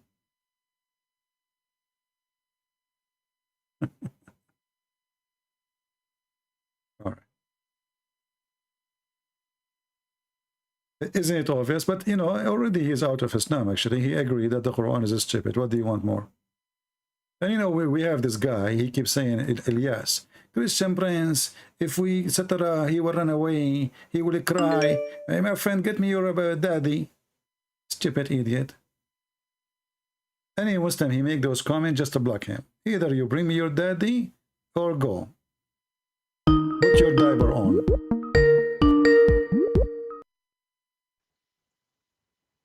Hello? I'm sorry about that. It's all right, no problem. So as you see, Aisha, she heard the Jewish woman mention the punishment of the grave, and then Muhammad, he said to her, this is true. And then since then, Aisha, she said, after that, I never saw Allah apostle, but seeking refuge with Allah from the punishment of the grave. He just learned it from the Jew. He just learned from the Jew. Yeah. So if he is a prophet, you know, if this is really real, then he will not wait for the Jewish women to say it. He will say it from the first day. But suddenly, after the Jewish women, so they give him a trap, you know. They make fun of him. They go there, they send the women. The women, she says something. Muhammad, he take what the Jews say seriously. You know that those people have religion. So whatever the Jews, they say, he put it in his book. And suddenly now, became a big thing in Islam to believe in the punishment of the grave. If we go right now to YouTube, we will find 1 billion video about the punishment of the grave with animation, and there's movies. So you guys don't believe that in Christianity? What are you dead? Are you dead or not? How you are dead and you are going to be punished in the grave?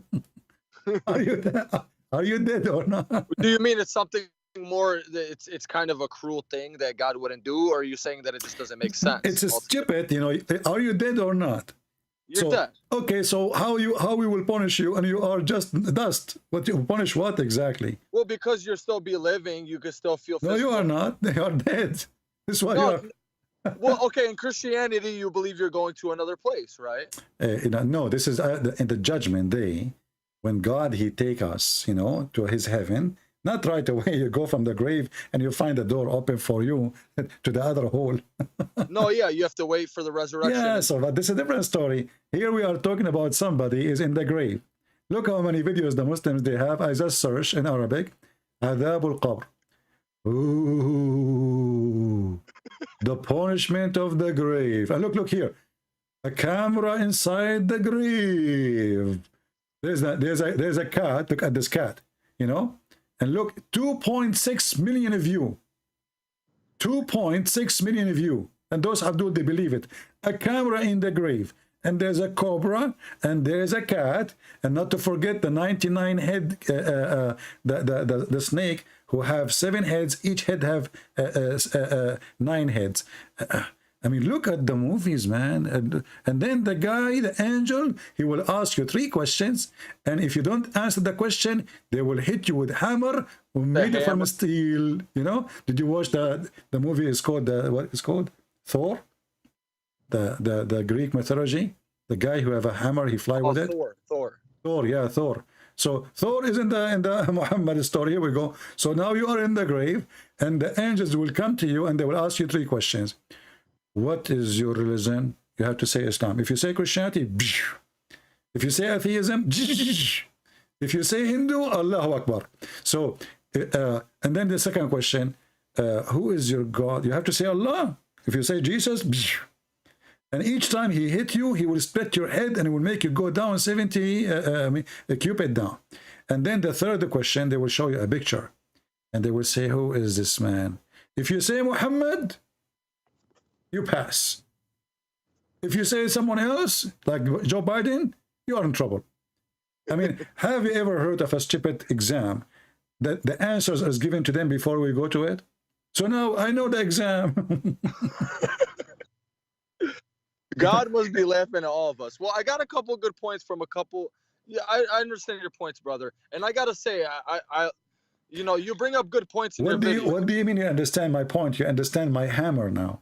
Because we are using hammer to make you understand. The angel will hit you in your head. What point? There's no point here.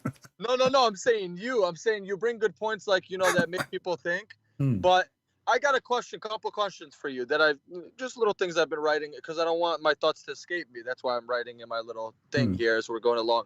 Okay, so you're Arabian Christian, right? Or for something Middle East. Maybe you're a Syrian. I don't know. Anyway. Yeah, okay, I'm black, blonde, African American from Japan. Okay, where is that? Okay, there we go. Okay. So my point is, like, you see the lady, she's Christian woman, because it sounds like you support Israel, like, okay, whatever that you say, right? I don't support Israel. I support the fact that this is the land of the Jews. I don't. Right. I mean, okay, I can respect that. I don't think anybody should. This is their land. Give people their land. If it's your land, I would say it's your land. If it's not, I would say it's not. But they were living like the Arabs, the Arab didn't just come there when Umar or whoever Khalif came. No. You see, the first time, you go read to the Islamic history books, you will find that the first time people they spoke Arabic at that time, it was in the Caliphate Abdul Malik ibn Marwan. Before that, nobody speak Arabic. This is the language there. It's either Hebrew or Aramaic. So Arab are not there. There's no Arab there. The only Arab where exists is the Arab Christian, which is in the border of Jordan, not in Israel. Like all the way to Tabuk. So like Al-Ghassasina, Al-Ghassasina, those are Arabian Christian tribes. They have their king, So those are the Arab, but they are not from Jerusalem, and they have nothing to do with it. So then what are the Palestinians? I'm sorry, my friend, even the Quran says in chapter 5, verse number 21, that Allah, He gave the Holy Land to the Jews. But then they committed facade, and doesn't matter. It's their land. It's their land. Even Muhammad, he said that the one who built Jerusalem or Bayt al-Maqdis, it was Sulaiman and David. So when your book says, or now you are not a Muslim because you made fun of the Quran already, when the Quran already admit that this is the book given, this is the land given to the Jews, assigned to them, you know, that's it. This is even the Quran never mentioned the word Palestine, never spoke of That's it. a good point. That's a really good point. Yeah, and even Muhammad, he agreed that the one who built what the Muslim called Al-Aqsa is the one who built it is David and Solomon. So why you want to take it? So when I say I support Israel right, I'm supporting Israel right. When Israel do wrong, I say they are doing wrong. I don't take a side. Right. Well, you know that a Palestinian Christian woman, like why don't the Christians have more? She of is an no outcry? Christian. She is supporting terrorists.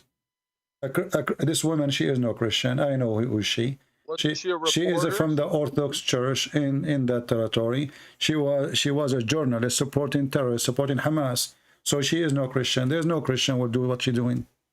Yeah, but doesn't Hamas pretty much represent all the Palestinians? No, Hamas represent only terrorism, because no Christian, Hamas, they cut the head of a Christian person just for selling the Bible in his library. They gave him a warning, 24 hours. Take all the Bibles. They're very crazy. I don't think No, they are not crazy. This is who they are. They are Islamic terrorism. So Hamas, anyone who support them, he is no Christian. There's no way. There's no way, my friend. There's no way Christian, he will support an organization, make living from sending children to die, make living by sending somebody to commit suicide in a bus. Okay, You cannot be Christian. You cannot be Christian and you do that. So for me, she is a filthy woman. She is no Christian. Like, let me tell you, I went to Palestine. They I kind of don't care. You see, you are changing topic now. We are not going to I switch. kind of wanted to We don't give want you to a switch. background. We don't want to I'm kinda- switch. They want to switch to politics. No. I'm kind of supporting, like, okay, even if you're Palestinian American and you go to Palestine, they might make fun of you because, oh, Hada Amriki, he's born over there. So even your own people that you support, they're like spitting on you. Well, those, you know, in Middle East is a messed up, and Arab, they don't respect anyone. They badmouth. So even if you conspiracies, even if you see your cousin, they will give you a hug. If you are a Middle Eastern, then you know they will give you a hug. After you leave their door, they start talking about you and about your wife. So you know better. Well, that's right. Well, Yeah. that's right. So this is what they do, and this is who they are. And then they cry, they claim the Jew. They blame the Jews for anything. If the guy, his wife, she could not give a baby, he would say, we blame the Jews. If they don't have electricity, they blame the Jews. If somebody, he could not pass the exam, he blamed them Jews. You know, I mean, they blame the Jews for anything. Like, well, why we have a hole in the front of my door in the street? We are war in Israel. How we can fix it? But you admit Israel is doing some very nasty things. What is the nasty? They are giving equal right. They are making them even have a Congress. They are in the Congress. They allow Muslim even to say Allahu Akbar in the Congress. They give you free insurance. They give you health. You give you a salary. My friend, trust me. Any Arab in the Middle East, he would dream to go and get Israeli citizenship. This is a fact. I'm not making things up, because in Israel you are more respected as an Arab than an Arab respected in an Arab country. In the Middle East, you can disappear, you and your family, for saying 2 words, and you know that. You're right. Okay. So what? Well, that's an Arabic thing. So what nasty thing? What nasty thing? You know, what nasty? I mean, this is the Middle East is the most stupid place ever. They speak too much about God, but they are not godly. They speak too much about honor and etc., but they have no honor. They are the people of gossip. They are the people of lying. The judge is corrupt. The police is corrupt. The king is corrupt. The president is corrupt. I mean, everybody is corrupt, but everybody is believer. You know, Akhi, you go to Muhammad said there's not going to be too many good people. Yeah, you go to the butcher to buy some beef. You go home, you find it a cat meat. You know, but there are good Arab people. You know, there are. You know, we're successful. Yeah, what successful? My friend, the society is corrupt to the bones, and they are so proud about nothing. Me myself, my friend. I'm not talking about Muslim now or Christians. I'm talking about Middle East, including Christians. I don't associate with them, because the majority, they have a very bad culture.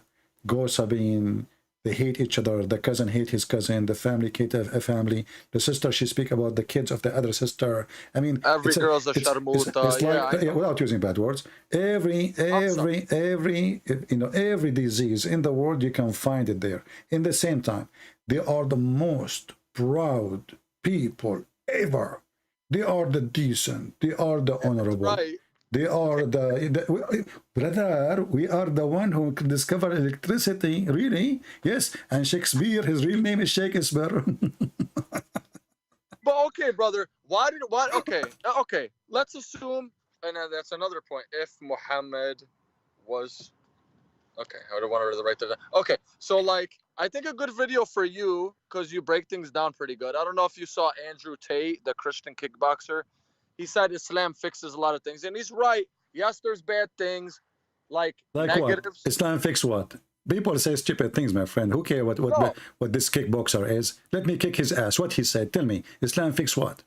Well, he is 4-time world kickboxing champion. Who cares? We can kick, because there's many ways to kick the ass. These days actually. He went viral for saying this, and I just think like. No. Tell me, Islam fix what?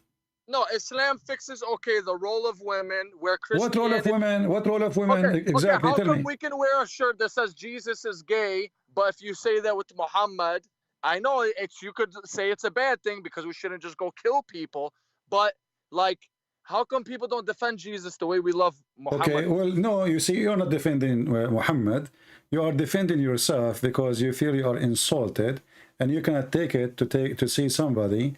no, but I can't. That's why I'm on your channel. Listen. First of all, let's be sure. If Muhammad is a prophet of God, and he have a God to protect him, why you need to go and kill for him to defend his honor? If Jesus is God, why I need to go and defend Jesus? Nobody should be killed. Like, this is a problem. It says like they kill for apostasy in Islam, but really it's not in the Quran. You are switching topic. I ask you, the guy, he said Islam fixed many things. You did not give me anything. Islam fixed nothing. Islam is the problem. Islam is the problem. Your rule of women for what? Women, she is an object of sex in Islam. No.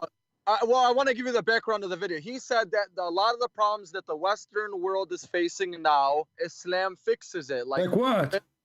Like women are just out there sexual. I mean, come on, brother. Okay. I will show you. I want you to look with me in YouTube. I will type only one word.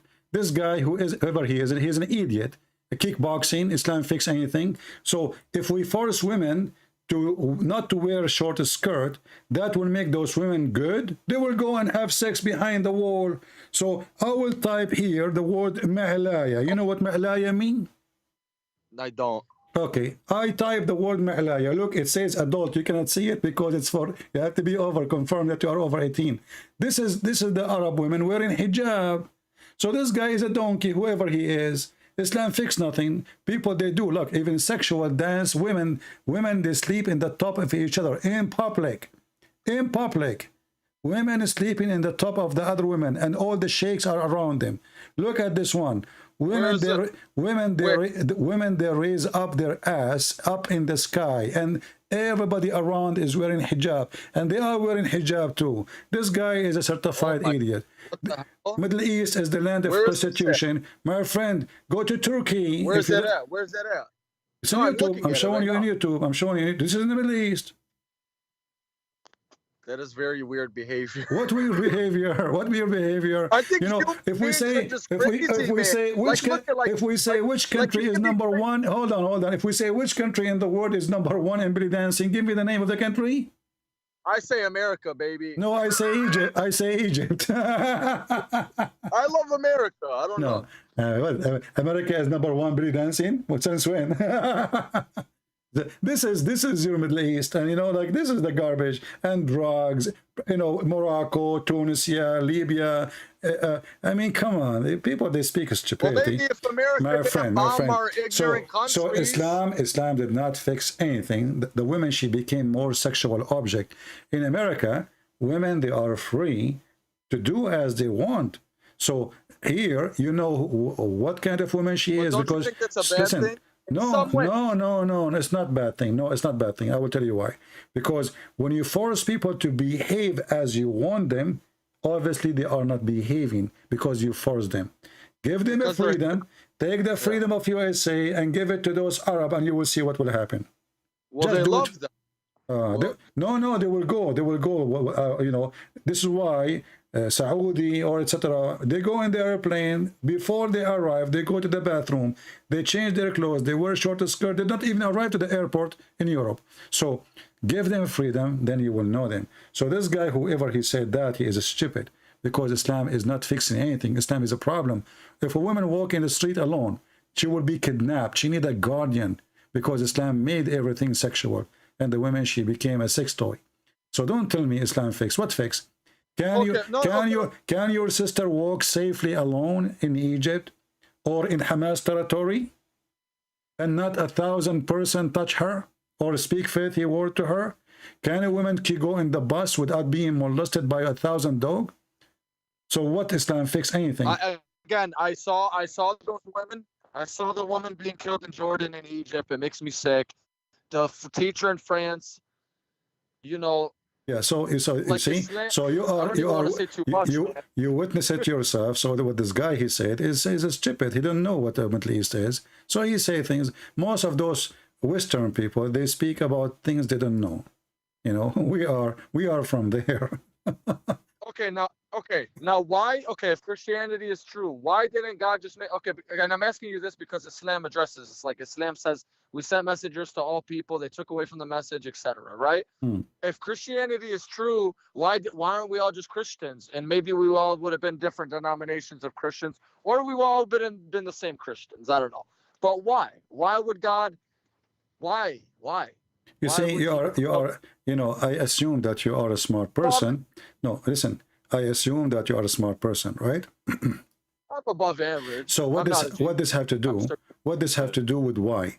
Because simply, as long we give people a free will, and for us, there's no different Christianity. All the Christians, either they believe in Jesus as God or not. If you don't believe in him as God, you are no Christian. So there's different names of churches, but that will not change anything. Because simply, what about my friend, Joseph Smith and the Latter-day This is not a Saints? Christian. This is just a stupid cult. This is like Muhammad. This is Muhammad. He had many wives too, and you know, and angels they came to him in the middle of the night. I don't think cults have 1.3 billion followers. I don't. So what? The bigger, the more stupid it is. So you see, if I will go with your logic, if a cult is 1.3, that will make it right. Well, that mean we are right, and we are the only right then, because we are the biggest faith. You are bigger than Islam. Okay. Yeah, I always think I always. But this is not right. This is not right to think this way. So if the whole world is smoke and I don't smoke, that's mean I am the wrong one. Okay, if you died and Muhammad was true, okay, and that, I guess that, well, yeah, that's a hypothetical thing. What did Jesus say? He was the last prophet. Jesus, why he will say is God, my friend. He did not say he's a prophet. He is God. So Jesus, he said that I will send you the Comforter, which is a spirit, which is the Spirit of God. He will not send us men. He will send us the Holy Spirit only. That's what Jesus will send. And his disciple, he sent them to teach. So God will be with us as a spirit. The disciple of Jesus, they will be with us as teachers, but they will not be anything else. They are the one who witnessed to him. They saw him, they learn from him, and they carry on the mission. Okay, well, think about it.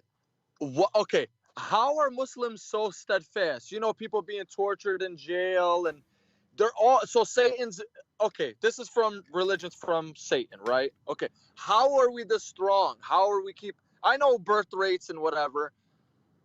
I'm just trying to look at logic from where Muslims are. I don't know what are you talking about, how strong you are, when you just said to me the Quran is stupid. I never said that. You said that to me. You said that to me. Let us go slowly. How strong we are, and I ask you, when Allah, he said, hail coming down from mountains in heaven, is that smart? Their faith. No. Is that smart for you? You said no. No.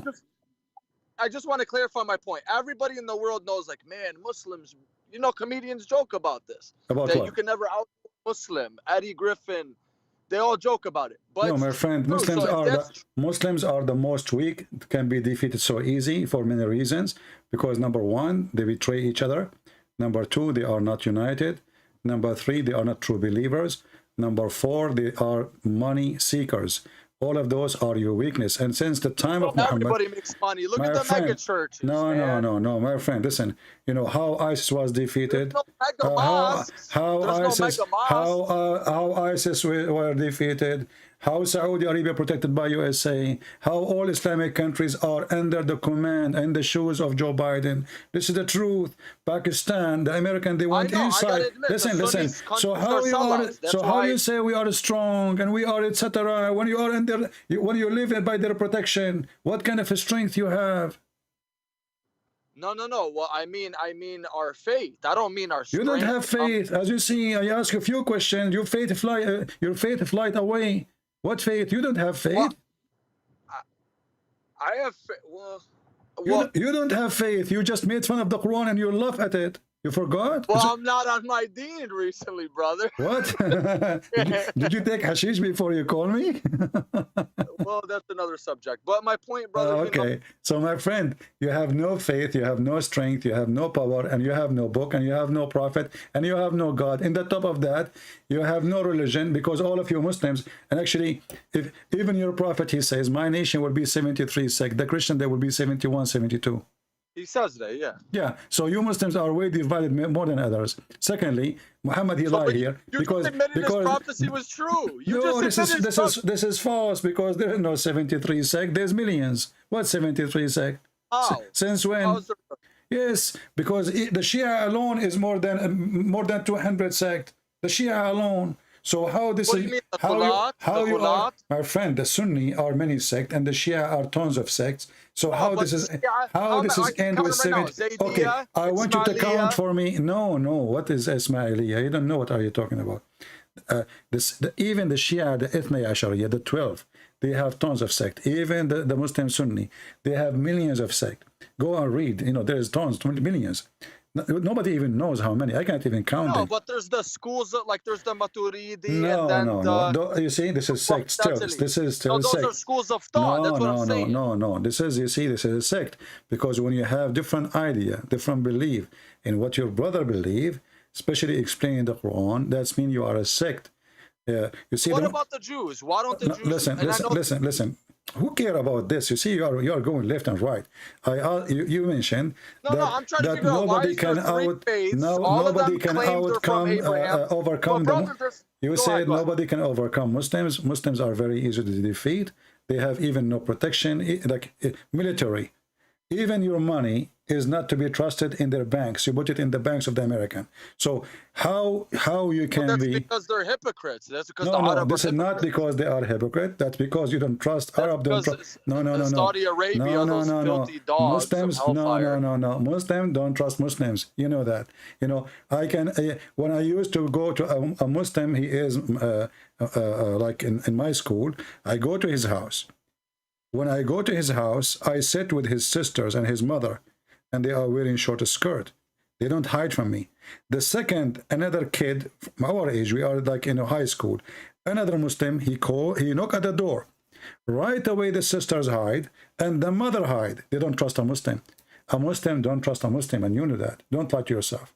They trust Christians. So in the Middle East, you Muslim, you trust us. You can send your wife. You can send your wife to our house, and you are not worried. But you cannot send your wife alone to a house of a Muslim, and you know that. So you Muslims, the worm ate you from inside.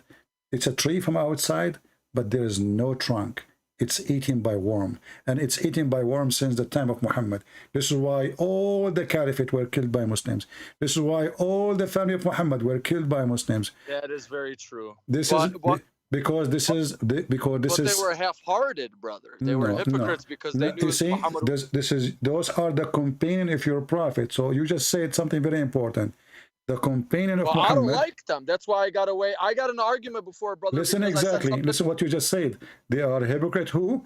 The companion of Muhammad, the caliphate of Muhammad. So if those are the best of Muslims are hypocrite, what kind of a prophet he is? Tell me your friends. Who is your friends? I will tell you who you are. So if your friends are a bunch of gang and hypocrite, That means Muhammad is hypocrite too. Yeah, but the Shia believe that he knew I it. don't care and, what the you know, Shia believe. No, you don't jump to the Shia. The Shia is different level of No, because I madness. believe certain things like they say. Well, I gotta say about the Shia, they say certain things that the Sunni tries to hide. Exactly. Well, this is because So the I respect them for that. I just, you know. but we not to change anything that Shia is is a stupid sect the same as the Sunni. Who care? Okay, so what about the? Okay, yeah, we don't need to go. I know, and I like the way why I'm bringing up so many topics, brother, is because I have a lot of different points and different stuff, but I think it's all connecting very well. I think hopefully you're. Yeah. So now, as long as you agree with me that Muhammad and his companion, they are hypocrite, the Quran is a stupid book. So why you don't say loud and clear that you are out of Islam? Well, because I don't jump into anything. I take my time with things. Okay, well, okay. See, because people are trying to contact me and call me, and I'm spending my time with you. I gave you enough reasoning, and you agree with them, and still you don't want to give me an answer. So why want to continue the conversation? I guess my answer is no. That was not the purpose of my phone call. My purpose of the phone call was. But what? No, you agreed that the Quran is stupid, and now you are saying you are still a Muslim. No. Yeah, I'm saying you backed me into that because you brought up one thing that I actually never even read. I'll say this. Well, I don't care. I showed you. I'm not scared of anybody, bro. My friend, I don't care if you are scared. My real name on the Skype. This is your business. I'm asking you. When I said that Allah, He sent hail from mountains in heaven, is that smart or stupid? What you said to me, remind me. Why is that? But that's the thing, brother, and you even know. Because remind me what you said. I said, is it smart or stupid? What you said? I don't know about that. I don't. Said, such a vague. I said, is it smart? You said no. But I don't. It's kind of like it's like, what kind of question is that? What do you mean? What kind of question? It's a question. Like, was Abraham sacrificing his son? This is not a stupid. This is a story, can be true, and you can believe it or you cannot believe it. It's your business. But here we are talking about. This is we are talking about something. But this is not about Abraham. This is about something we see around us every day. Is it true that hail is coming from mountains in the sky? Yes or no? I don't believe that to be true, but I'm not going to mock. Then okay, that's me. I don't want to mock. Okay, my friend, you're wasting my time. Sorry, I can't continue with you. So you just said I don't believe this is to be true, so you don't believe the Quran to be true, and yet you don't want to say I'm out of Islam. No. So why you are calling me? You agree that this is going to be true. He sent down out of heaven a mountain. Where is the actually translation is false. It says he sent down hail out of mountains, not mountain hail. I think this guy is using Google Translation. So don't waste my time. There's no way God can say stupid things. He's God. So if he says stupid things, he's a stupid God. As simple as that. You're all over the place, we are, a kickboxer guy, he said, who cares? They are stupid. That's why he's a kickboxer. If you have a brain, he will not be doing the business of kickboxer. I do kickboxing every day. I don't use my foot. People who have no brain. Who is the best kickboxer in the world? The donkey. Did you try his head? If he kick you, you are done. Most likely you would have broken ribs or your stomach would become to pieces. So, a kickboxer, he says Islam fix problems. We will take things from kickboxer now. What kickboxer? Here we kick Allah every day. We ride him, we mule him, we feed him, we bust him, and then at the end he said thank you. Yeah, I mean, people are really, they kickboxer. So what if it's a kickboxer? What if I can beat everybody? So does that make me smart? In this world, a child, he have a gun, he can shoot you even if you are, 10 meters tall. The old days is over about, how big you are. A kid, No, don't call me, please. Don't call me. Don't force me to block you. You know, and we are in a world where a woman, you know, a child can take a David by a rock. He took a giant. He's just a kid. David the kid. He took a giant by a rock. He's not a kickboxer hero. People, they won wars and victory by using their brain, not by kicking. Muslims, they are still kicking. You will see a Muslim, he think he got a Kalashnikov, he think he controlled the world.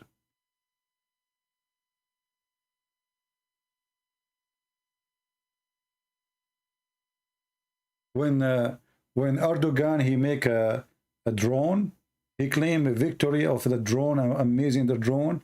The chip is made in Israel. The GPS is American. The engine is from China. And they made a drone. Well, it's made in Turkey.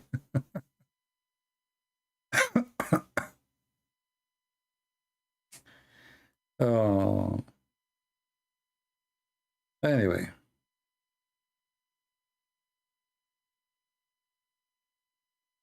Okay. Let us see this person here trying to call us.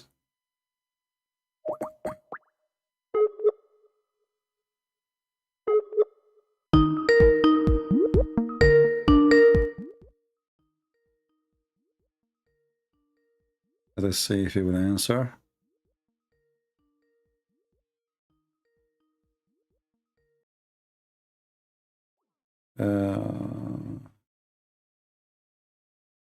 Oh, sorry, you are calling him this guy. Maybe he is asleep now. I think this is an old call. This is not from today. Yeah, so, you know, maybe he is... oh, he's calling back. Hello? Sorry, did I wake you up? No, I was actually awake. Oh, okay, because after I call you, I said, oh, this guy is, you know, in Europe, so maybe he is asleep, you know, so I decided to hang up on you. My friend, what do you want to say to us? You are a Muslim? Actually, yes. Can I, there's actually a lot of things I want to talk to you about, actually, but I don't want to take up too much of your time. No problem. Okay. Can we, I'm going to open up YouTube. You're using the Arabian Prophet, right? Is that yes. right? Yeah. Okay. Can I just discuss with you about some of your views about Islam, and maybe we can come to an understanding, let's say? No problem. Okay. Go ahead. Okay. So I want to talk to you about the character Muhammad Sallallahu. You said about the character? Yeah, you know. Yeah, what about it? Go ahead. Okay, in Islam, we believe that Muhammad is the best of example, as you know, the best of person, etc. What make a person the best? Give me the standard. Oh, good question. So I would say a good person, or the best of person, from what I've been taught, the Prophet, for example, was generous with his wealth, generous with his time, extremely generous. I mean, he was giving his money to the poor. He was always in defense of the poor, you know, and the weak. What else is there? I mean, his whole mission was for the poor, right?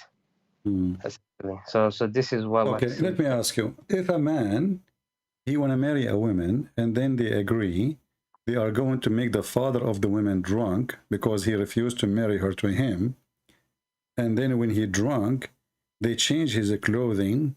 And when he woke up, they told him, he said, why I'm wearing those clothes? Khadija, she said, oh, because you married me, yes, last night to Muhammad. He said, no, I did not.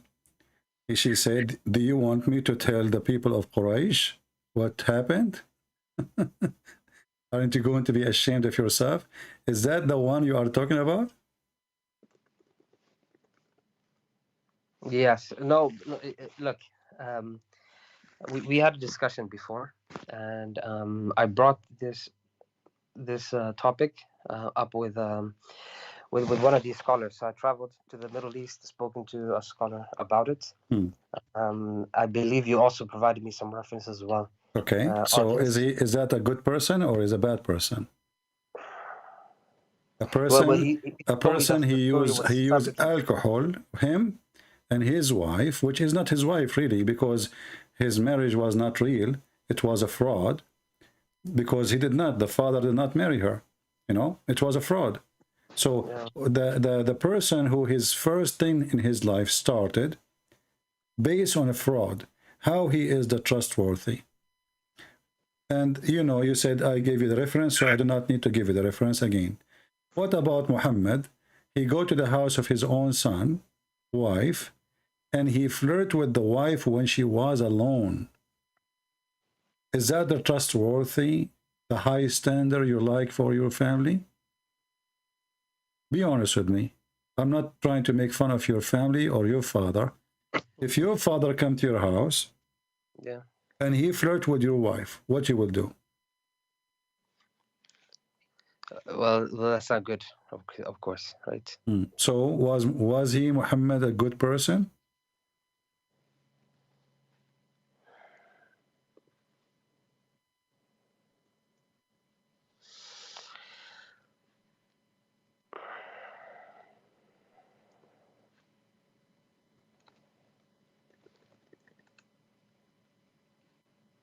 I'm waiting. Yeah. Okay. Did I take you in a surprise, you know, with my question? You see, because you are the one who starts saying, I brought to you a subject and etc. and about Muhammad, how he is, you know, the best, and he is the best example, and etc. And then it turned to be that everything you said is not true, my friend, because those two things is telling me the quality of the man. You said to me that he gave his money to the poor. Muhammad, he took the fifth of every attack to his pocket. What poor? When a blind man, he come to his house, Muhammad made fun of him and he kicked him out. There's a chapter in the Quran about it, because the people start speaking against him, saying, what kind of a prophet? He make fun of a blind man just because he's speaking to the rich people of Quraysh. Where is the quality? Imagine now you are talking to me and a blind man here, and I say to him, shut up, I'm talking to this rich man. Is that the quality of a prophet of God?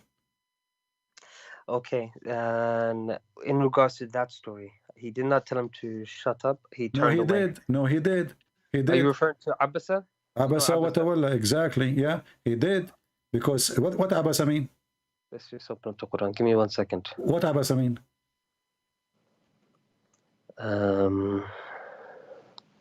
You speak Arabic, right? No, not so much. Sorry. Okay. Chapter 80, verse number 1. Yeah, I'm just opening that up now. Okay. Sorry, give me 1 second. We got the Abasa here. Okay. Yeah, he frowned and turned his attention away. Okay, what frown mean? And turn his way? What does that mean? Frowned. So you know how you can have a smile, You but gave, then the no, opposite of he smile. gave him a face, right? Yeah, like you're upset. Okay, exactly. So shut up can be by saying the word. Can be saying, you know, like, you know, looking at you in a very angry way, you know. So and remember, this guy, you know, he's blind, right? Yeah. So he don't see even what he's doing now. Correct?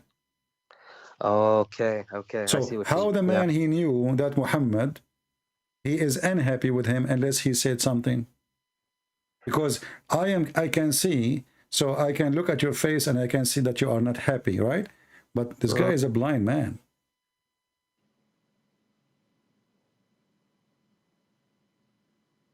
When the blind man came to Jesus, he said to Jesus, I want to see Lord. He's a blind man, poor and homeless, you know. And this is Jesus himself, walking in the street. Hundreds and thousands of people want to talk to him, asking for things to do. What Jesus did, he made him see. As simple as that. Here, we have a guy is not asking Muhammad to make him see. He just want to learn about Islam. Imagine now, a person, he want to call me, and I'm talking to you, and he called me baby before you. I hang up on him and says, get lost, you are a blind man, you are poor. And even the interpretation says, Muhammad was afraid that the rich people of Quraysh will say, look who is coming to his house. Is that correct? Oh, I don't know this. I really don't. You can open the interpretation and you will see it says that Muhammad, he was worried that the people of Quraysh, who are the rich, the leaders, they will say, look who is the followers of this man.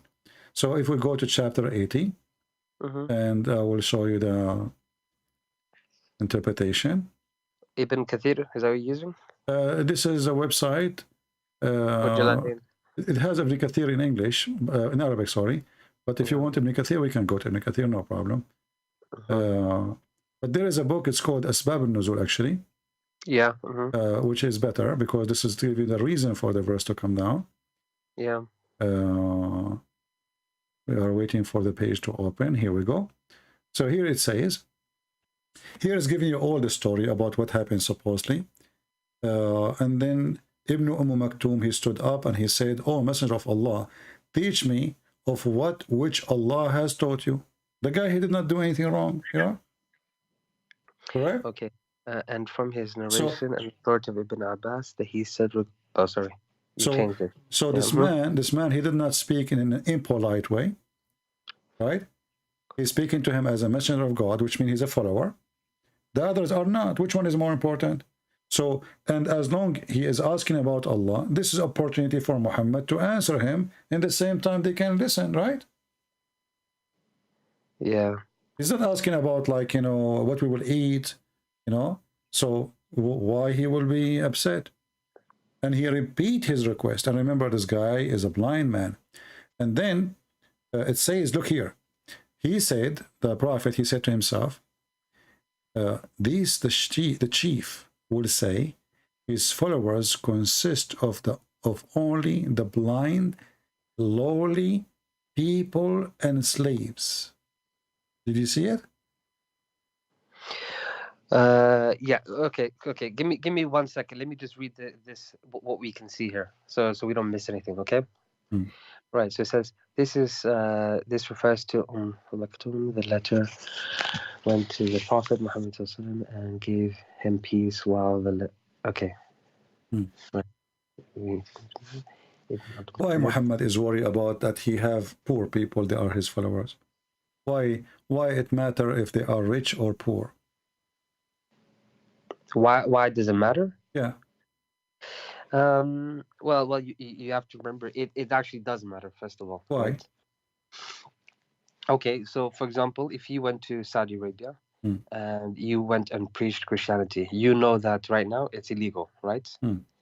Okay. But let's say that you managed to convert one of the prince to Christianity. You will be in a much better position to keep on going as opposed to converting a blind person in the street. But remember, is it right? No, this is not right, because simply, first of all, Muhammad is not in a society which forbid him from teaching. As you know, the Arab, they have 360 gods around the Kaaba, correct? Which means they are really very tolerant to other belief. And this is a proof that all what Muslims say is about how intolerant they are, it's a lie. It was Muhammad is intolerant to them, not the opposite. Because the Arab, as you see, they have all those gods around the Kaaba and nobody kill anyone. Nobody kill anybody. Everybody worship his God and everybody's fine. So Muhammad here, he have a freedom to teach and nobody oppress him. And now he is speaking to the leaders and they are coming to his house. Correct? Yeah. And the question is about God. So in any way, Muhammad, for him, it's an opportunity to teach about his God. Somebody opened the topic. Thank you for opening the topic. Let us teach you about God. Isn't this is what he want to do? But look what he thought. He thought, oh, he didn't say, I want to convert the chief. He said to himself, look. Now they will say, the only one who follow him, They are the blind, the lowly, and the slaves. So Muhammad is the one who looked down at the Muslims, not the chief. In fact, the chief, they are the one who will start wondering why he's doing that. And this is why he made this verse, because they were talking about what kind of a prophet he do such a thing. Why he do that? Muhammad's second day, he starts saying, oh, he heard the news about, they are talking about how bad he is, that he, you know, gave a face to a blind poor man. He was not the decent, ethical prophet of God. He was the opposite. He cared for the rich. He don't care for the poor. And you said something very important, that because if you convert a prince, it's better than converting a poor. That is satanic. That's me. How is that satanic? It is satanic because you are leveling. You are not seeking really saving souls. You are seeking business. You want to have a successful business. If God is with you, who is the prince? Who is the king? No. I think you misunderstood what I said. No, I did not. No, I did not. He is trying to convince the chief, because that will make it easier for him to spread Islam, correct? Not only easier, but it will be in a much safer environment as well. Well, my friend, the Muslim, they claim that the family of Muhammad, they are the most powerful in Quraysh. So what safest environment?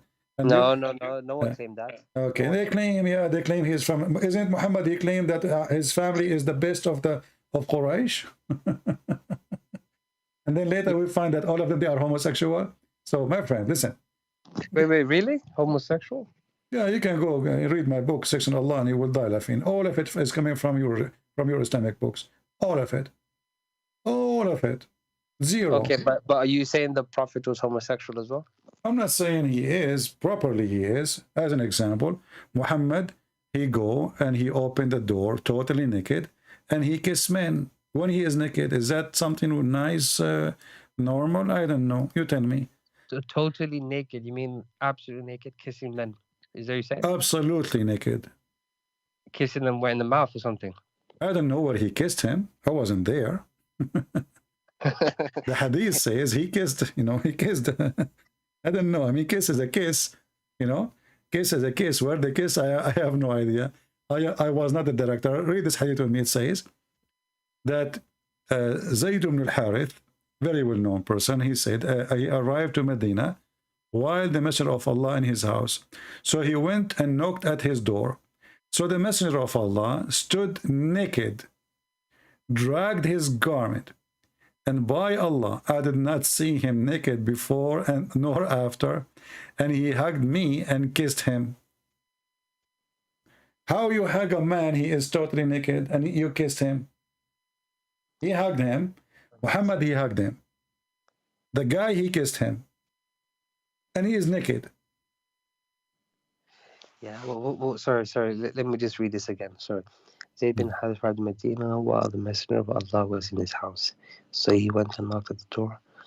So the Messenger of Allah stood naked, dragging his garments.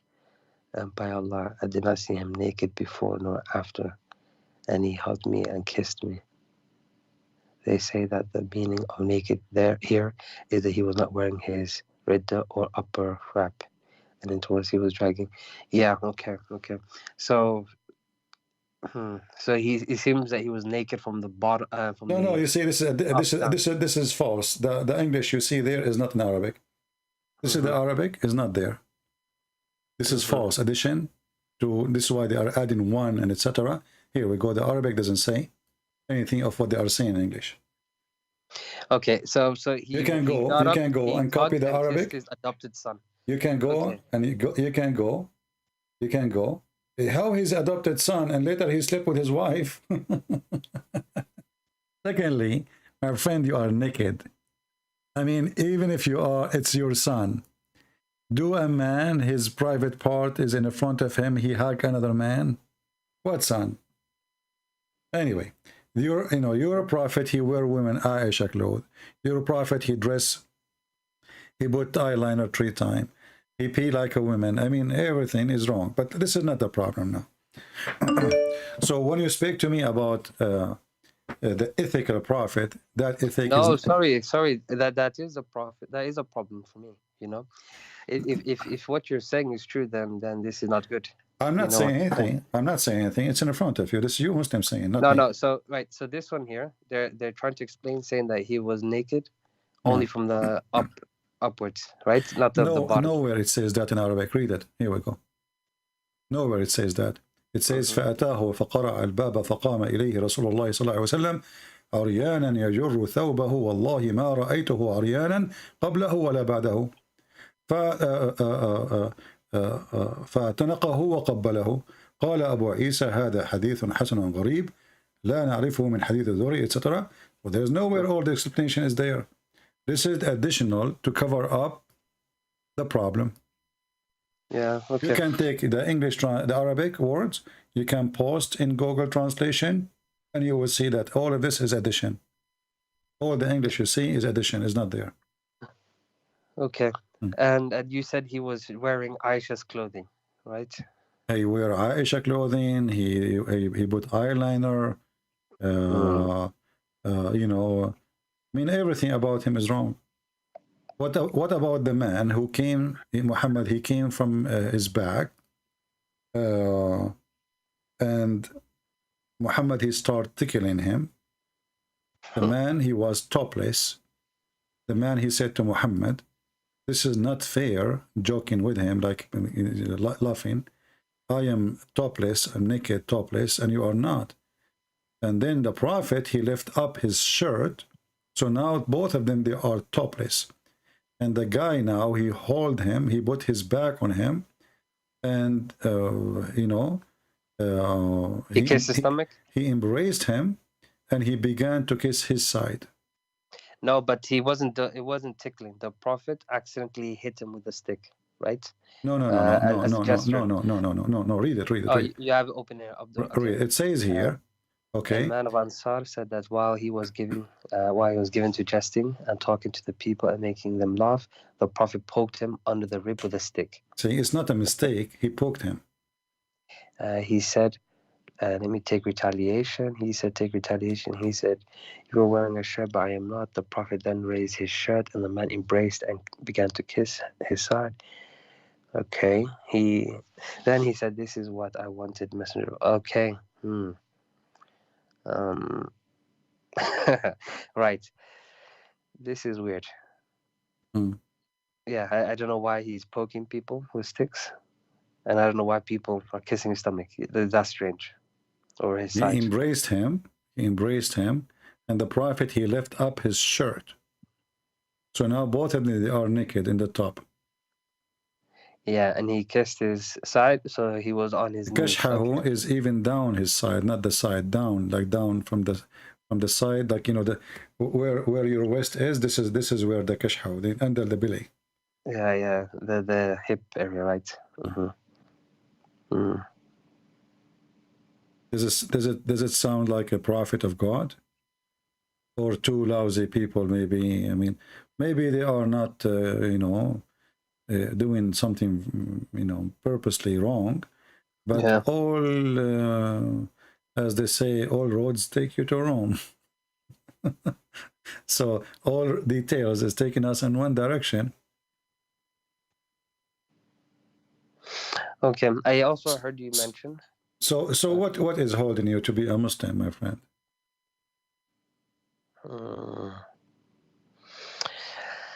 Okay, now you see, since we last spoke, it was a couple months ago. Right? I forgot, you know, really, remind me of yourself. Okay. No, I see, fine. actually, I just noticed a text from you, but I didn't know if this is, it's like, is that an But old please don't text? mention my name. Please don't mention it. Just call me. I will not mention your name. But you spoke to me before, as I understand, right? Yes. Okay. Okay. So we spoke before. I've noted down everything that you mentioned. Yeah. I then spoken to local scholars in the UK. Well, we call them sheikhs, not scholars. And I didn't get my answer, so I went to the Middle East, booked a flight, went there, and started asking scholars there. Okay. Right. I did not get a satisfactory answer, to be honest. And as you know, there's no point of lying or trying to defend something that you know what I mean. Mm-hmm. So what's holding me back is uncertainty. I'm not too sure. I don't feel this is right, you know. Mm. But if I'm wrong, you burn in hellfire. It's a very big problem. You know, if you change your gender, you can come back. I will give you a way. This is between us, and you know, don't tell anyone. If you change your gender, Allah can take you away. If you go to Thailand and you install a new nice boobs and a nice private part of a female, Allah will take you from hellfire, guaranteed. Do you know that? No. Okay. Well, because the punishment for anyone who is actually, I'm sure you know about the hadith about people who change their appearance, right? No. The Muhammad, he said that Allah will take 70 women from the inheritance from hell, who all those women, their front passages are desirable. Mm-hmm. So all what you need to do, in case you are afraid, go and do whatever you want. Just go to Thailand, change your gender, and and Allah will take you out of from hell, because you have nice passages. Have you ever heard of a God? He will take women from hell because they have nice passages? No, I don't hear that. Yeah, but what do you think about it? I mean, you are now in hell, and just because you have nice boobs, and then Allah will take you out from hell, and he will send you to heaven because you are very good for sex. So this woman, actually, she enjoyed her life on earth, and now she is going to enjoy it more in heaven. Why? Because obviously she enjoyed having sex with a lot of men, and now she is going to do the same business on earth, but this time it's in heaven for eternity. There is no one who Allah will admit to paradise, but Allah will marry him to 72 wives from the whores, and them too from his inheritance from people of hell, all of whom will have desirable from passage, and he will have a male member that will now become and he will have a male member. Okay, so it's in reference to the person. Okay. Actually, for me, I was going to convert because I have a problem. My male member sometimes become flaccid. So I said to myself, now we found a solution. Now, if I convert to Islam, my male member will have a membership of standing for the anthem forever. You know what I mean? So now, i.e. soft and limp, you will never have that problem. You know, like always ready. You can break walnut with it. You can break a coconut with it. You know, it's just always ready. Just you can go for war. You know, you can even fight people. And good for shooting. So what kind of a prophet? What is this? This is a prophet talking, or this is a porn? This is a Playboy station guy in the magazine. Is promoting sex toys or what? Who is this? Who's talking? Yeah, no. This is all good. Fair point. Okay. What do you mean not good? You know, you will have a male member can break a coconut, and you are telling me not good? I want to go there. You know, if this is true, I mean, you know, like there's a guy, he called me before you. He said they mentioned somebody he do kickboxing. We will change it. We will call it penis boxing, because look at this penis. You know, who need the kickboxing now? Look at the heck. I mean, this is a prophet of God. How in the world this guy he became a prophet? I want to know. And how the Muslim, they see this and they say it's okay.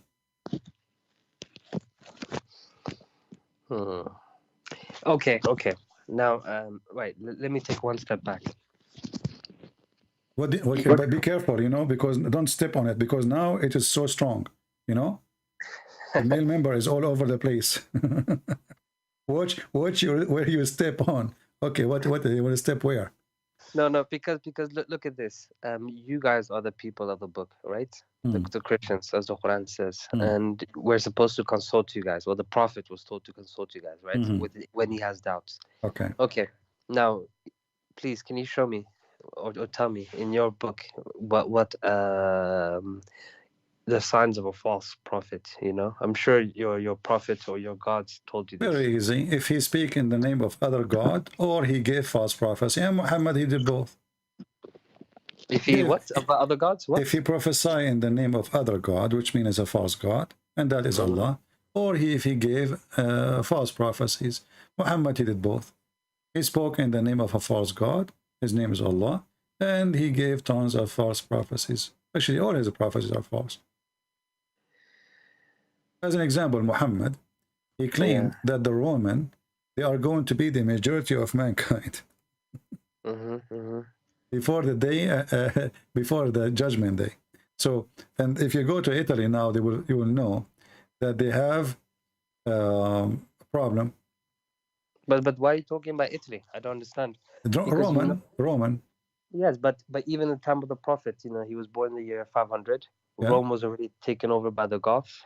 And the Roman Empire was in Constantinople. No, this is the divided Rome, but this is the Roman is in Rome. Roman is coming from the Rome, you know, the Roman is Rome. The Constantinia is the separated kingdom because they divided between Orthodox and Catholic. But no, they divided by East and West, but East they were and West, always but they were always the two sons of the king. They fight over the throne, and then it became two kingdoms, and it's still the same. But when you say Rome, when you say the Roman, you say all those who belong to Rome. Yes, all Roman citizens, right?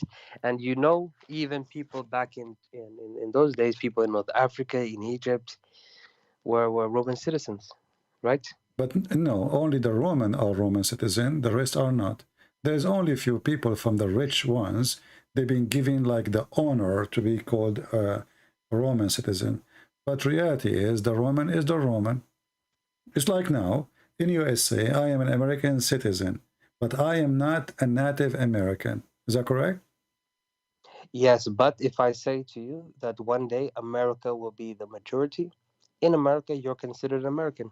So you are part of this group. Okay. So when we speak about the Roman are, at that time of Muhammad, they are a state, are they? Yes, because of even in the Quran in Surah Rum. Okay, what is the Roman state today? The state is destroyed, but their people and its culture is still here with us. No.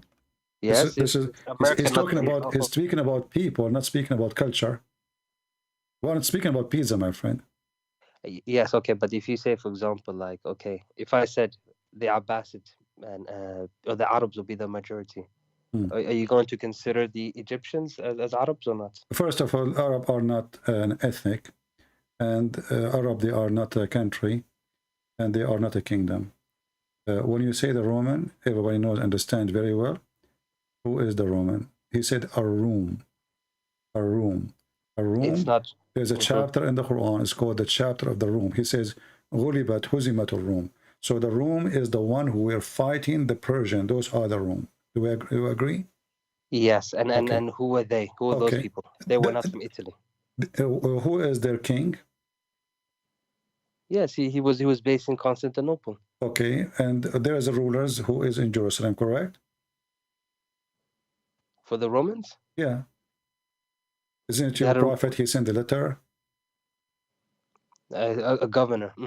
Yeah, he's a ruler. Yeah. So simply, the Roman is those people, whoever they are, but all of them, they belong to Rome. That's why they are called the Roman. Okay, so you know Paul in your Bible? Yeah. He was a Roman, right? A citizen, but he was also a Jewish person. Yeah, but as I said, there is noble person, people who gave them the title of a Roman citizen, but still they are not from Rome. But the Roman is the Roman, still will not change anything. There's a Roman citizen, and there's the Roman. Like I can be an Indian, a citizen in India, so they give me a passport, but I am not Indian. correct? Okay, okay. I see what you're saying here. Yeah. But either way, they're not the majority.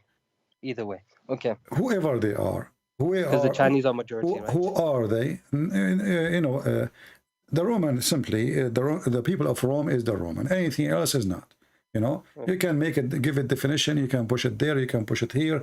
You can say the Roman at that time, they occupy Egypt, but still the Egyptian, the Coptic, they were 4 million. The Roman there, they are not even maybe a few thousands. So the Roman are the one is ruling, but the people are not Roman. The same as in Israel. The Roman are ruling, you know, a couple of hundreds of soldiers controlling the city, but the population are Jews, correct? Mm-hmm. Okay, so we cannot say that the Israel, everybody there was a Roman, but there is some, they are considered as a Roman citizen, and those are from the noble, or those who they are serving in the military as officers. So here we see that Muhammad, he says, the Roman will form the majority among the people. When he spoke about the people, he mean all mankind, correct?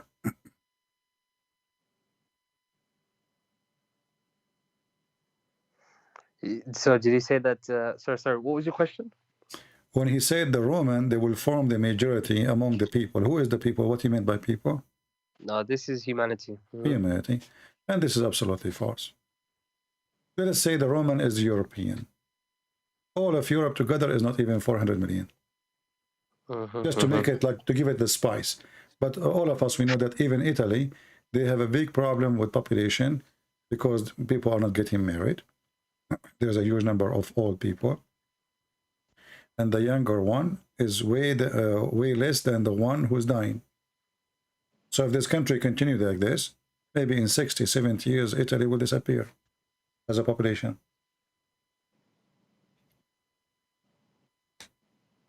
So this is a false prophecy. What happened to Asia? What happened to India? What happened to China? What happened to Indonesia, Bangladesh? The Roman are the majority of mankind.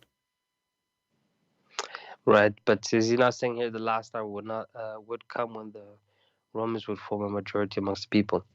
I mean, okay, as we stand right now, right, as of today. He said it's clearly not true. The Right day now, will it's not come. The day will come. This is what will happen.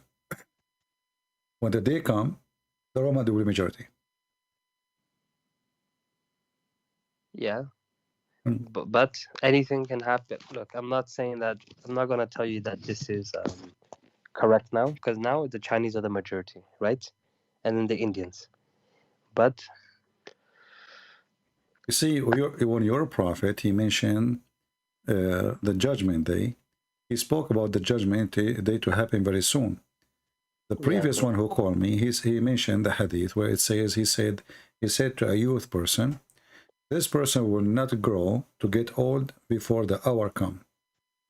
The Muslim, they try to fix it. They says, oh, he don't mean the hour, the judgment day. He meant their hour. That's false. What their hour? There's no hour come to anyone. There's 1 hour. The hour of the second you say the Sa'ah, everyone understand that it is the judgment day. So Muhammad, he gave tons of false prophecies. And if you don't want to believe in, I mean, to consider those, the Quran itself, we just ask the person before you, do you agree with the hail coming from mountains in heaven? I will give you the same question. Because this is a prophecy too.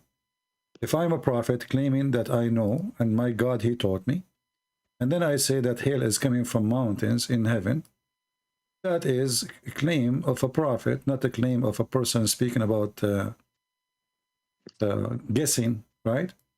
He's not guessing. He's speaking about facts. Is that correct?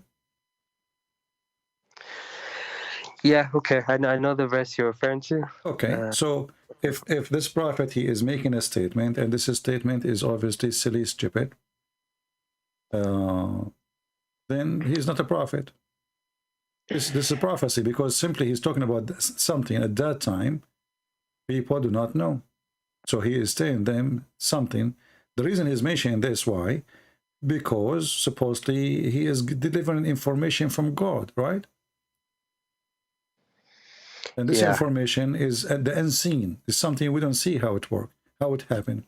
So he is telling you about the unseen, and the unseen, you know, saying, or the God who is telling us about the unseen, there is hail coming from mountains in heaven. Allah break it from those mountains, send it down.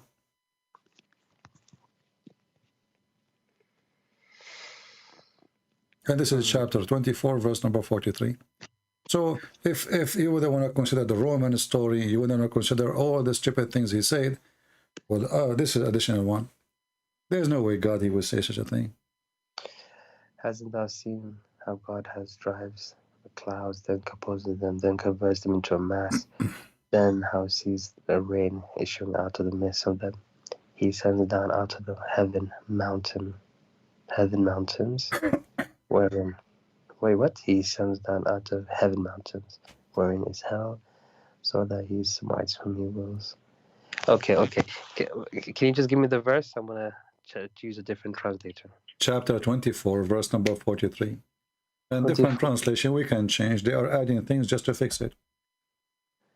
24. You said 33? Chapter 24, verse 43. Yeah, okay. Right, let's see him.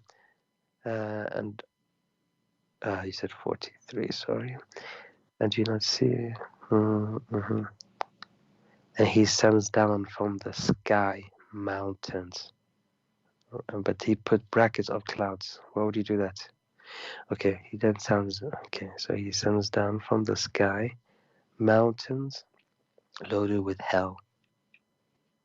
Okay, in the other translation I'm looking at here, in fact, it says here that. My friend, I know what other translation says. They are lying. You can go to the Arabic. Yeah, let me just get my dictionary. Give me 1 second here. Because if this is, there is a website. I think it's called Quran. I think Quran.com, something like that. You can move the mouse over every word. It's going to show you the word in English. They are lying. It says, وَيُنْزِلُ مِنَ السَّمَاءِ مِنْ جِبَالٍ فِيهَا مِنْ بَرَدٍ فَيُصِيبُ بِهِ مَنْ يَشَاءُ. Anything else is a fabrication. They add brackets. Yeah, you're right.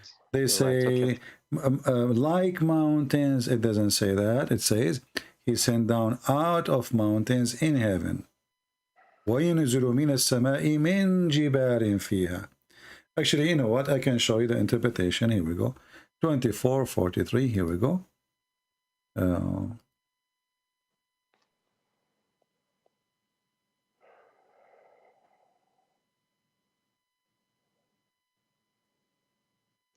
No, I've checked it on my side. You're right. Okay.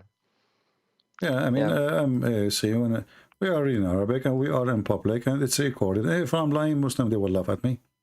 I mean, they are in denial all the time. But a smart person, he will not lie, because people, they will use it against you, if you are trying to be honest. So he sent down, this is the tafsir, Ibn Abbas, it says, he sent down from the heaven, mountains wherein is hail. He sent down hail from mountains in heaven. Do you see it? Yeah, I can see that. And this is Ibn Abbas. So all the translation, they are trying to cover up, duct tape. This is what the Muslims do. They duct tape their Quran. The add words is not there to fix it. Yeah. Okay, I don't do this. Okay, so I will ask you just few more, if that's all right, and then I will have to make a choice, actually. All right. To be honest. Okay. Oh my God. Okay, so we okay. What's your God's name? Is Yahweh, right? There is no really. You see, the people who don't speak the language, because the language is a foreign language, so they think when he say Yahweh, it's a name. It's not. Yahweh is I am who I am. So for you, because you're a foreign person, you hear it with a foreign tongue, you think it's a name, but the fact it's a sentence saying I am the one who exists by myself. I'm God. So it's not really a name, So when Moses, he asked God, what I will tell my people, what's your name? He said to them, tell them I am who I am. And you will notice that the Jews, when they speak about God, They say many things, but they don't say names.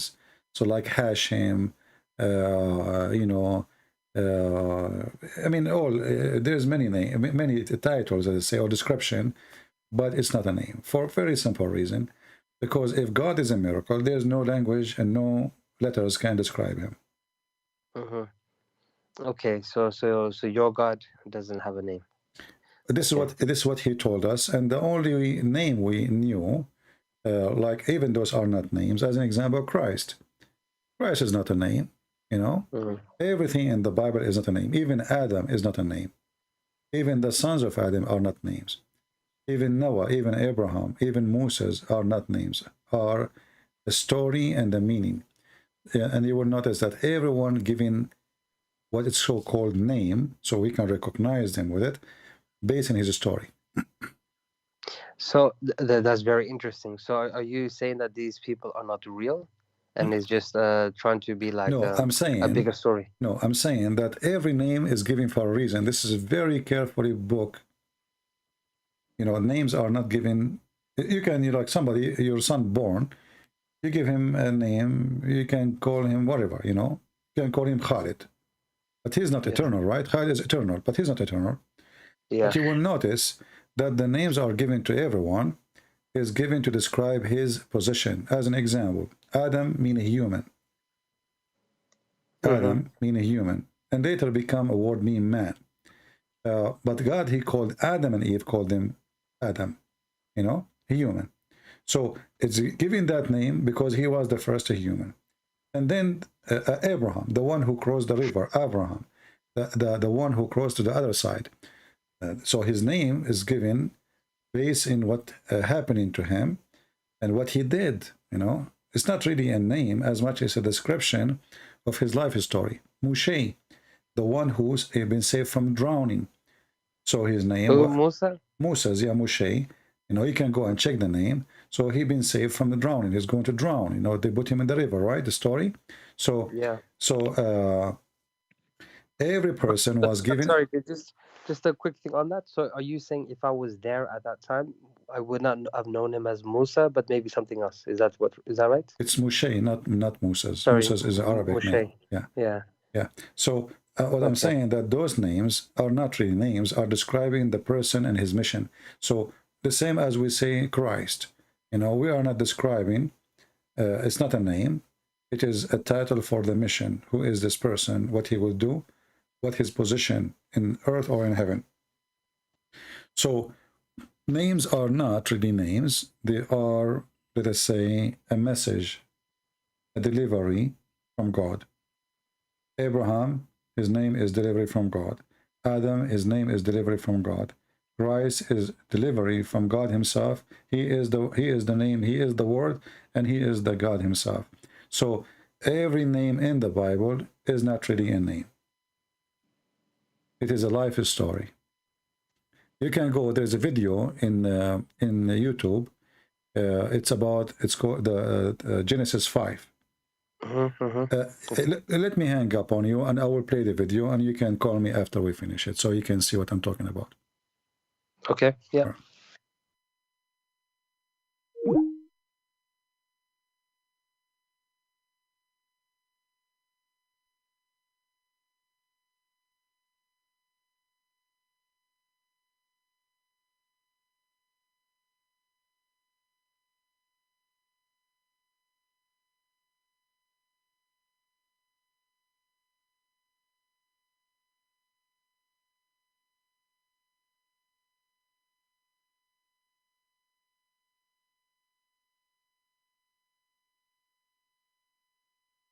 All right.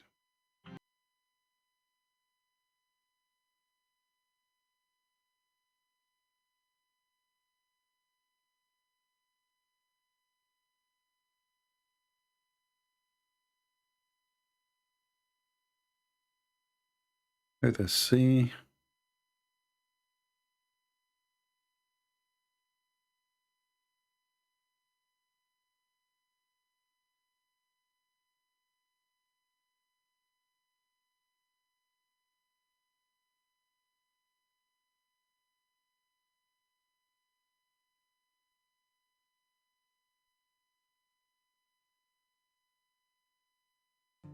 There's another place that God appears to have laid out his plan in advance, and that's in some subtleties, and one of which I'd like to share with you in Genesis chapter 5, a genealogy. The genealogy in Genesis chapter 5 goes from Adam, the first man, down through Noah. And in Genesis chapter 5, if you wade through that, I encourage you to make a list of the names. Adam gave birth to Seth. Seth, Enosh. Enosh, Kenan. Kenan, Mahalalel. Mahalalel, Jared. Jared, Enoch. Enoch, Methuselah. Methuselah, Lamech. And Lamech was the father of Noah. Let's take these names. 10 names. But see, the problem is we need to know what the names mean. And if you have a study Bible or a source, a lexicon, what have you, you know that the name Adam means man. As you go through your Bible, when these names are typically first introduced, most of your marginal footnotes will tell you what the name means. Adam means man. Seth means appointed. Enosh means mortal. Kenan means sorrow. Mahalalel means the blessed God. Jared means shall come down. Enoch means teaching. Methuselah means his death shall bring. Lamech means the despairing. And the word Noah means rest or comfort. Now, let's read that genealogy as a sentence. Man is appointed mortal sorrow. The blessed God shall come down, teaching that his death shall bring the despairing comfort. Isn't that wild? So as you see, it looked like it's names of people, you know. He have his son is etc. You know, and you will find some names are really strange. I mean, his death. Why anyone want to call his son his death? His death shall bring. Why anyone want to call his son such a name? So for us, because we don't speak the language, it appear like names because it's a foreign language, but in reality, it is a message. So when somebody says, where Jesus in the Old Testament? Where is the Messiah who will come as a man? Where is the Messiah will be crucified? Where is the Messiah is going to die? And where is this is a Christianity. This is a Christianity, all of it. It's just in one chapter and a few verses about the sons of Noah. So the ignorant, they think it's name. The learned, they knew what it is. Let us call our friend here and see if he heard me.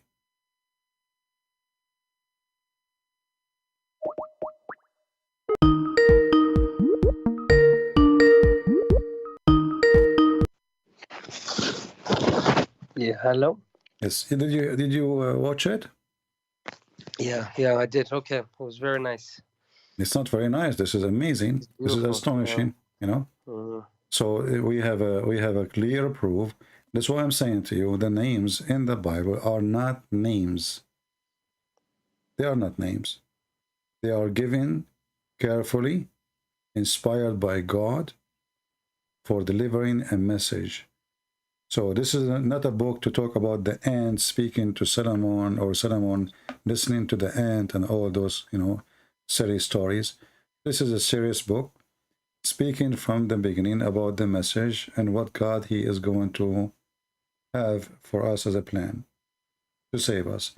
So from the first time, from the first, you know, let's say, the days of the existence of Adam, God he inspired for those names to be given. So those who read them, they will know what's going to happen and who is going to send to save them. That God himself, he is going to go down. And this man is appointed man.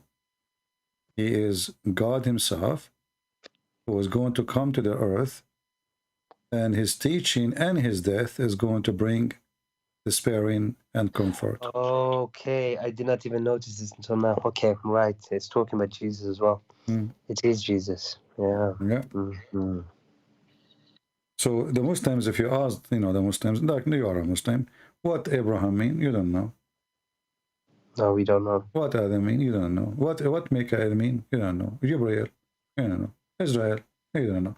Because Muhammad religion is a theft. Muhammad religion is a theft.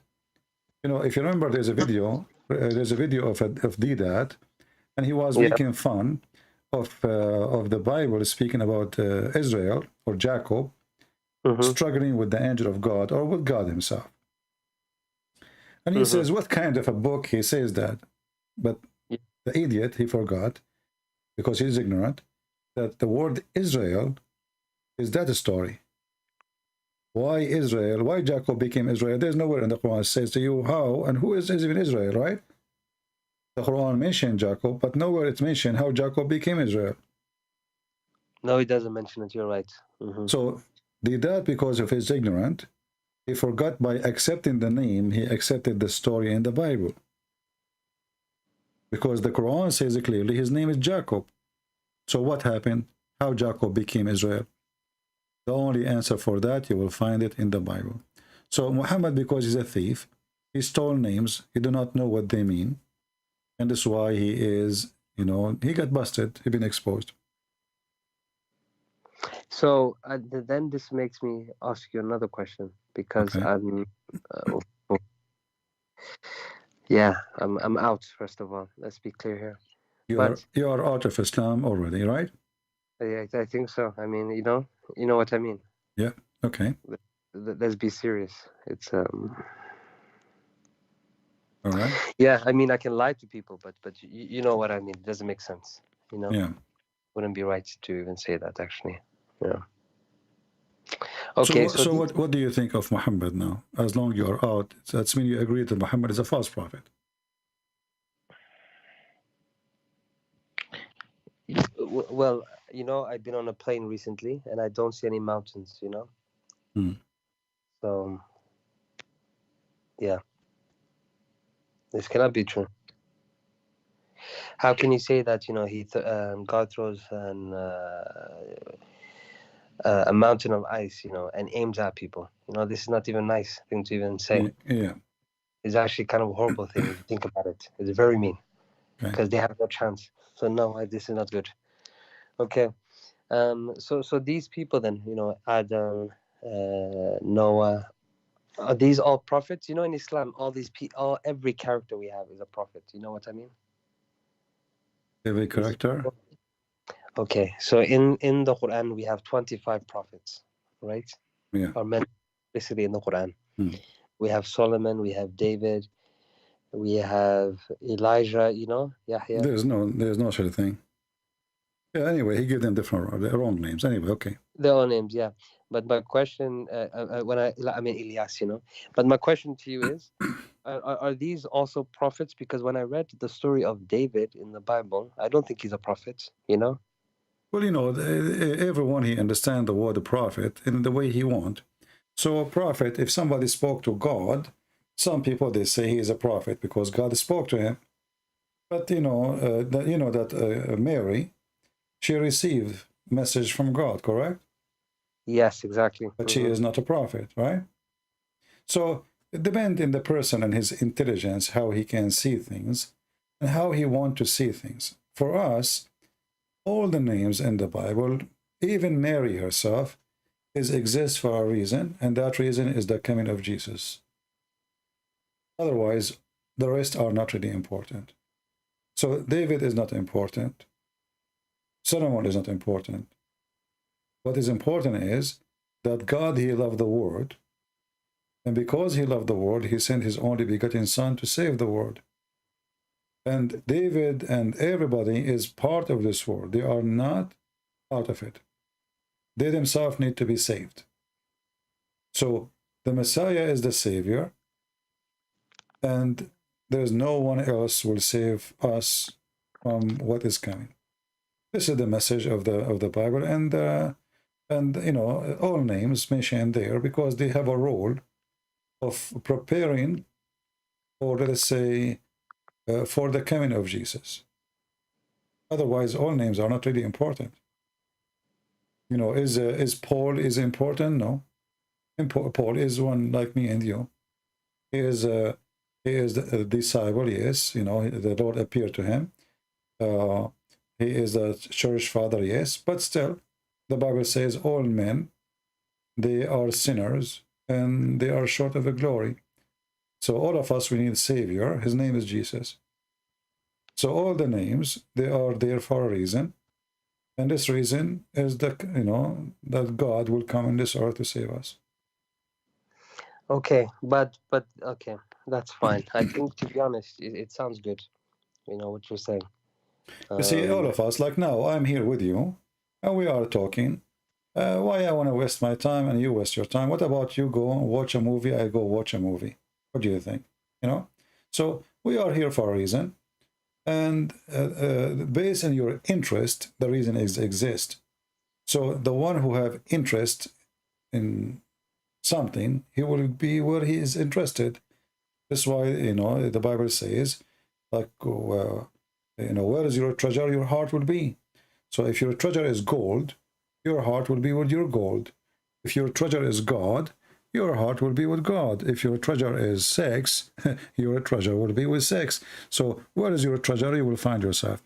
So everybody, every human being, he have his own interest. And your interest is who you are. And this is why there's people of God. You know, you mentioned that the Quran calls us people of the book, correct? Yeah. And the Quran never called Muhammad or his people of the book. Actually, he called them Ummiyin, which mean ignorant, you know, the ignorant. So when the Quran, yeah, not illiterate, ignorant. You see? So when the Quran says Ummiyina Rasulan minhum, yeah, the Muslims, they don't even understand their book. I mean, this is how ignorant they are. Because you see, the chapter 2, verse number 78 says, some of them, they are Ummiyin, they do not know the book. So the word Ummiyin is about not knowing the book of God, not about not knowing how to read, how to write. You understand? Yeah, I understand. Yeah. So the Quran itself gives definition. The one who do not know the book of God,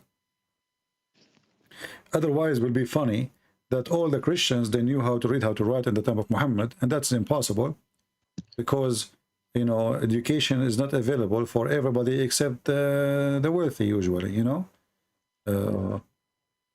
You know, a person, not everyone, he will get a chance to learn how to read, how to write.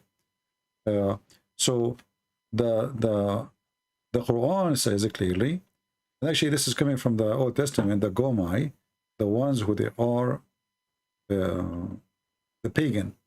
Here the ignorant is the pagan. So we are the people of the book, and everybody else is pagan. This is the definition of the Quran. Quran says people of the book, people of the book. Why? Because everyone else is pagan. And that means Muhammad himself is pagan.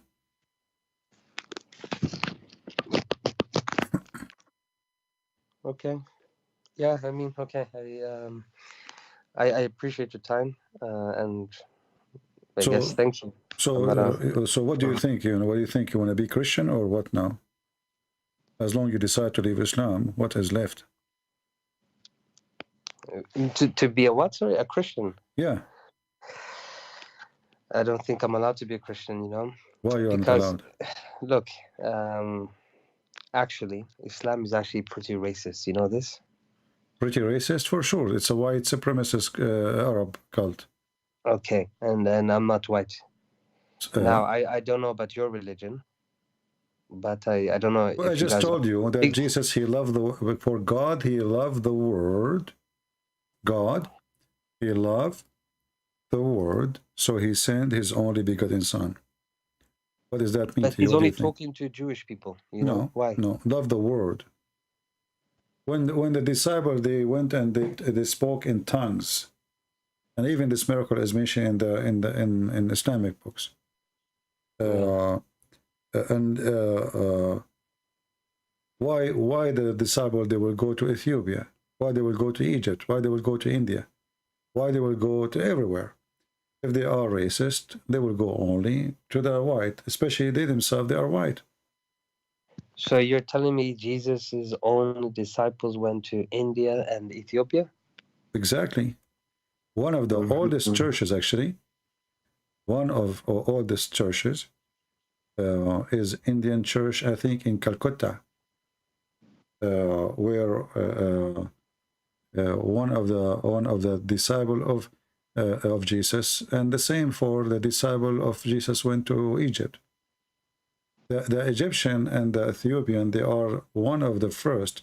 The first church was in Antioch, but as known as a church, but the most well-known ancient churches from the beginning, it was in Africa and in India. You mean North Africa, or you talk about Ethiopia? Ethiopia specifically, but Ethiopia is a huge, Ethiopia is an empire at that time, Yeah. Ethiopia was all the way actually before to Yemen, not only Ethiopia today. That's why you see that the Yemeni, most of them, they look Ethiopian. And if you go to the Bible too, if you go to Galatians chapter 3, verse number 28, it says, there is neither Jew or a Greek, slave, neither a slave nor free, nor there is male or female, for all of you are one in Christ Jesus. So the Bible makes it so clear that in Christ there's no ethnic, there's no slave, there's no free, there's no Hebrew, there's no Greek. Your citizenship is not exist. What is exist is your unity with the Messiah. And this is in the Bible.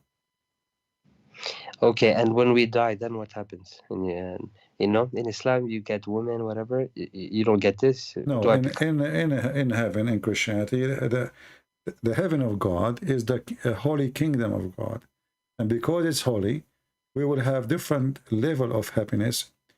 You see, when we say God, if God can make me enjoy food, right? He gave me something in my tongue, very complicated chemical, connected to my brain to make me taste food, correct? Yeah. Can't he give me something even way better? For sure he can. So what he will give you in heaven have nothing to do with physical happiness, because at the end of the day, actually, all happiness is in the brain. It's not physical. Everything you do is a message goes to your brain, even when you have sex. So it's your brain actually will have orgasm. It's your brain who tastes the food, not your tongue. It's your brain who feel the sadness and make your tears come, or your brain will make you cry again from happiness. It is the brain. So can God, who made us happy for less things, can make us happy in different way, in higher level? For sure he can. So Jesus, he said, he will, she, they will not be, they will not get married, because they ask him about, okay, this woman, she marry multiple husbands. Who's going to have her in heaven? He said, he and she, they will not get married. They will be the same, the likeness of an angels. So what Jesus, he meant here, angels have no needs. They don't sleep, they don't drink, they don't eat. And those are needs. So with Jesus, you are free from needs. And that by itself is heaven. Imagine you have a car, you can drive forever. You never stop for gas. You never have a flat tire, and you never need to rest from driving. So with Jesus, you will not be addicted to sex, physical needs, because in Islam, you are going to be addicted more, subjugated more to your needs. You will have a river of wine, a river of milk, endless private part, a lot of women to sleep with. With the Messiah, you will be a child of God, and you will be the same as an angel. And that is something I cannot explain to you, because I cannot explain happiness I did not feel yet. I have to be there and then we can talk about it. So if you accept the Messiah, God is winning. Me and you, we will meet one day in the holy kingdom of the Lord Messiah, and we can talk about it then. And sorry, I'm getting a bit emotional. Sorry.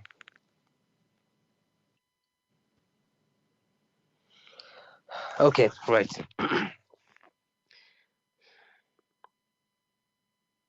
Okay, what does it mean to be a Christian? You know what I mean? Well, the Messiah, he answered that. He says, you know, love your enemy. So with the Messiah, you know, you learn about love. Love is not just a word to say, and love is not sex, and love is not loving food. Love is learning how to forgive.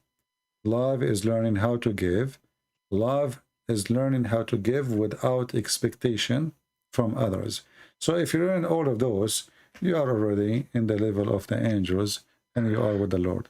So with the Messiah, simply the same as the Messiah, he went to the cross, and he knew they are going to do that to him, and yet in the cross he says, Father, forgive them, they do not know what they are doing. If you can reach a little bit of that point, then you will learn what love is. He loved them to the point he asked for forgiveness for them, even though they are crucifying him.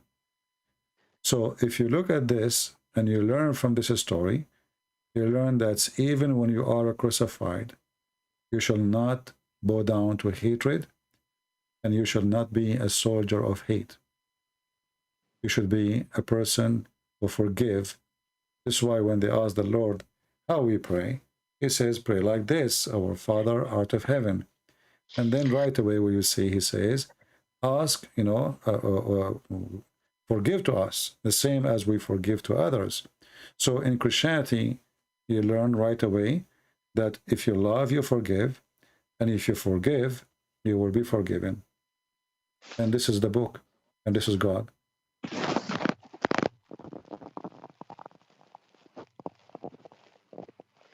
Okay. Sorry. What I really wanted to understand is this. You know. Okay. For the last 10 years, right? I haven't missed one prayer. You know. So how do you guys pray? We just did. You see, anything you come from your heart to God, it's a prayer. A prayer is not a ritual and should not be a ritual. Prayer is something coming from your heart to your maker. Say as you wish, speak as you wish, but never wish something ugly and evil. Wish love, wish forgiveness, wish decency, and you are praying. Very simple.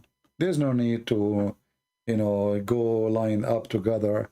But we can, like in the church, we gather and we pray and we, you know, we sing to the Lord too. But the prayer, Jesus, he says, you go to your closet and pray to your Father. Why he is saying go to your closet? Because he don't want hypocrites. And he said to us, don't be like the hypocrite who pray in the corners. That's what we do. And this is what the Muslims do, exactly. So do not be like the hypocrite who pray in the corners. And by teaching us that, or he ordered that actually, because we have to follow or we have to reject.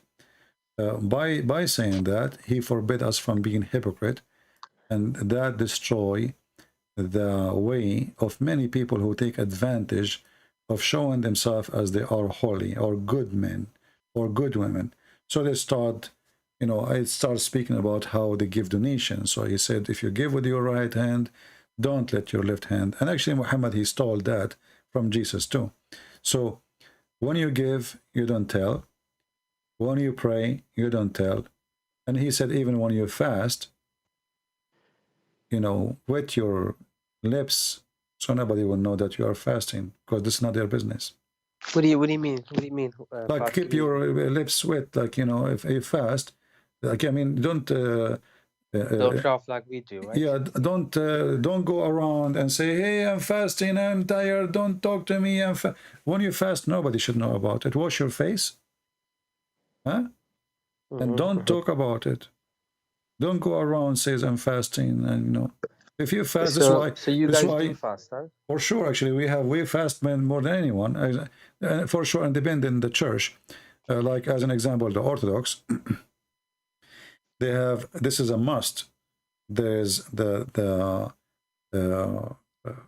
before the Christmas, and there's the one before the Easter. Total will be almost 90 days of fasting every year, and then there's fasting every week.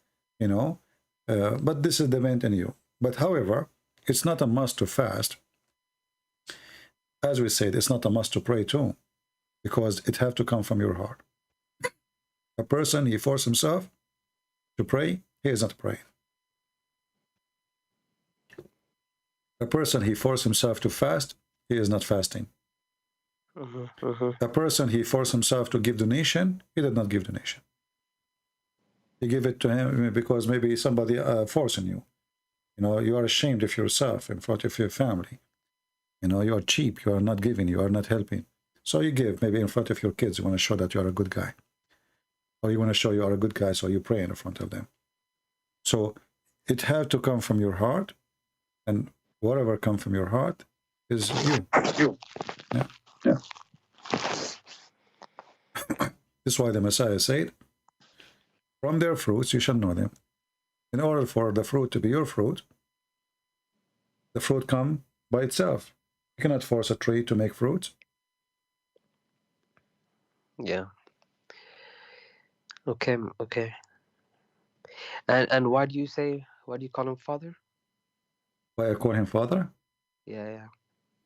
You see, because in the Quran, as an example, we see that the Quran says, وَمَا خَلَقْتُ الْإِنسَ وَالْجِنَّ إِلَّا لِيَعْبُدُوا.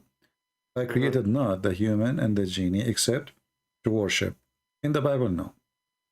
Even though we are created and we should worship, but he created us to be his children. So, because God, he loved the world, he sent his only begotten Son. The begotten Son, he come to this earth and he called us brothers. So, who's our Father? God, the Maker. It's good. Yeah. So, I forget. So that means when I pray, for example, it says here, I'm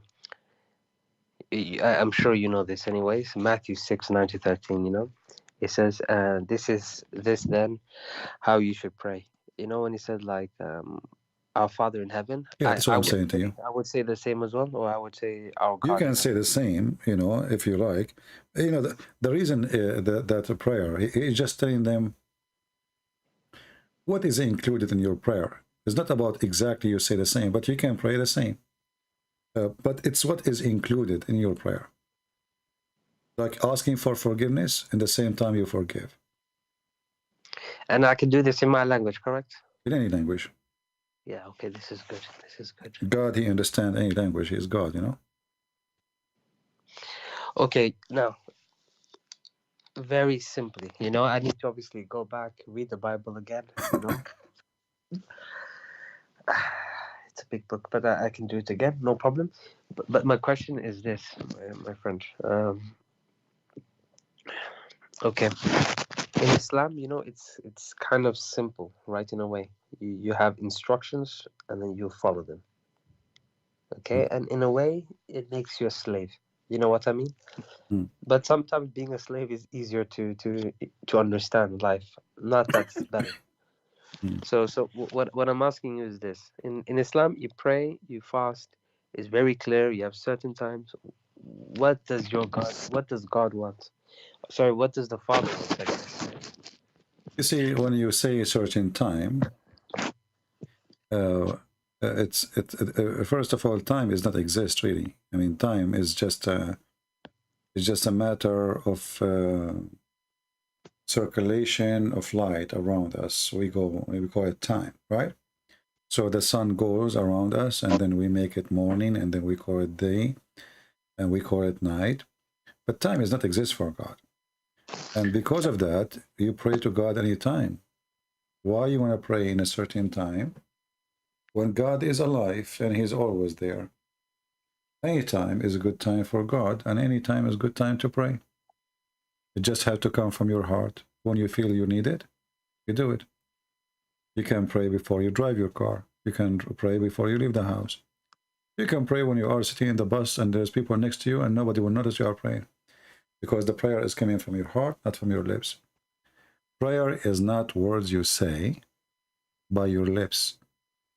It is something in your heart and you mean it.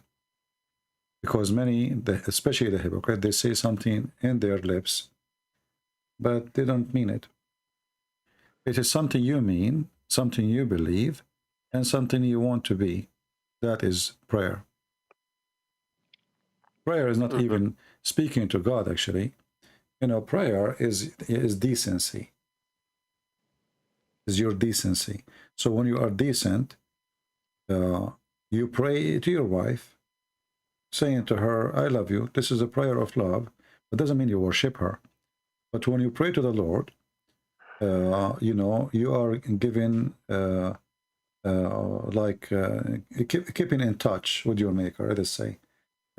Like if you have a father and you did not call him for a year, and one day because you need him, you call him. Your father, he will say, well, now you come to me because you need me, because you need money. What you need? Why you are calling? What happened? Something fishy about you. Because you need him now, you are calling. Many people, they do that. They forget about God as long as they are healthy, they are wealthy, they are young. And the second they collapse, suddenly they say, God, forgive me, God, help me, God. Oh, God, please, you know, God. So as long as they are fine, God does not exist. The second they are in the ground, collapsing, sick or poor, or they don't have money, or they lost their family, something bad happened, suddenly they start asking God for help. So don't be one of those. Pray to the Lord so you can be a child who always remember his father, and the father always, he welcome your remembrance. Okay. This is what prayer is. Prayer is to be in touch with your Maker. It's not a word you say. It's a feeling you live. It's like you are in love with a person who you believe he is your provider, he is your protector. He will do anything to save you. He loves you. You know? How you can return love? You return love by love. Okay. Sorry. I don't know. I feel like you are crying. But, you know, I mean, it's okay. Don't, you know, it's good to have heart, not to have a rock inside. God love. Yeah. God is love. Because And of the sins I committed, you know? all of us, we commit sin. Who says to you, I'm better than you? Well, you don't know me. You know, you have no idea you are talking to whom. No, but I know me because I've been worshipping a false god. Yeah, it's okay, my friend. You see, every moment have a time. And, you know, Paul, he used to go after the Christian to kill them. At least you did not kill any Christian yet, right? No, but So, I converted many Christians. well, you know, you can fix that and you can contact them and you can help them to see the truth. You can fix it. You can fix it. You can call those people and you can contact them and you can explain to them why, you know, you think that you made a mistake and you yourself, you left this false cult. No, you see, one of them passed away. You see? Well, I believe the So Lord. that means I sent him to hell. Okay. I understand how. I understand, but we pray that the Lord is merciful. We pray that the Lord is merciful, and He knew that by your heart, you know. Now you do not know that it was wrong. When you did it, you thought it was the right thing. And I think at the end of the day, I think you did not convert him to Islam. I think he converted to Islam because he chose to leave Jesus. Okay. I guess so. Thank you, CP. So do you accept the Messiah as your Lord? Yeah. I mean to that. I mean. You know, I saw a message previously from you, and that made me confused because before I felt like you became a Christian, you know, and looked like you were still questioning, right? So let me tell you what happened, okay? Yeah. We spoke. Then I went to my local masjid. I spoke to many different people, okay? Okay. In the UK. I went to many cities. I spent a lot of money getting people, speaking to them, calling them. I went abroad. I went to Saudi Arabia. I went to the Emirates. I went to Qatar. I went to almost every country in the Middle East to get the answers I needed. But instead, I got people lying to me, asking me, are you a mushrik? Are you being paid? People finding out who I was, trying to question why I'm, trying to get answers. You know what I mean? Mm-hmm. They're becoming very hostile, very defensive. And my questions were very, very simple. You know what I mean? Mm-hmm. It should be easy for these scholars to answer. Yeah. But they didn't. They lied to me. And when I go back and check the references, or I look at your videos I have a notebook. So whenever you say something, I note it down just to verify if you're lying to me. You know what I mean? Mm-hmm. And he's there. When I question these imams, they always say, "Oh, it's da'if." It's okay, this one is authentic, but it's been abrogated. They always come up with the most extreme scenarios, and I'm not ignorant in Islam. I've studied it for 5 years as well. I can tell. I also memorized the Quran, so I don't know. It's a big problem. You see, But anyways, yeah, it's go the ahead. past now, right? It's the past. Now I have to read the Bible. Yeah, but you see, I'm very thankful that the sheikhs are liars, because if they did not lie to you, then you will not notice how hypocrite they are and how fake this religion. Because if they say the truth and they try to convince you with the truth, it might work. It might say, okay, you know what, the prophet did that, give you excuse, but they deny, and then you find out that everything we say is true. And then a person will ask himself, why they are lying? What are they hiding? Suddenly they are not proud of what prophet did. That means they themselves are not really believers, right? Because if I'm a believer in Jesus and you say to me, Jesus will come in the day of judgment and he will send people to hell, and I would say, okay, yeah, he will do that. So this is not nice. This is okay, no problem. You can say whatever. This is what Jesus will do.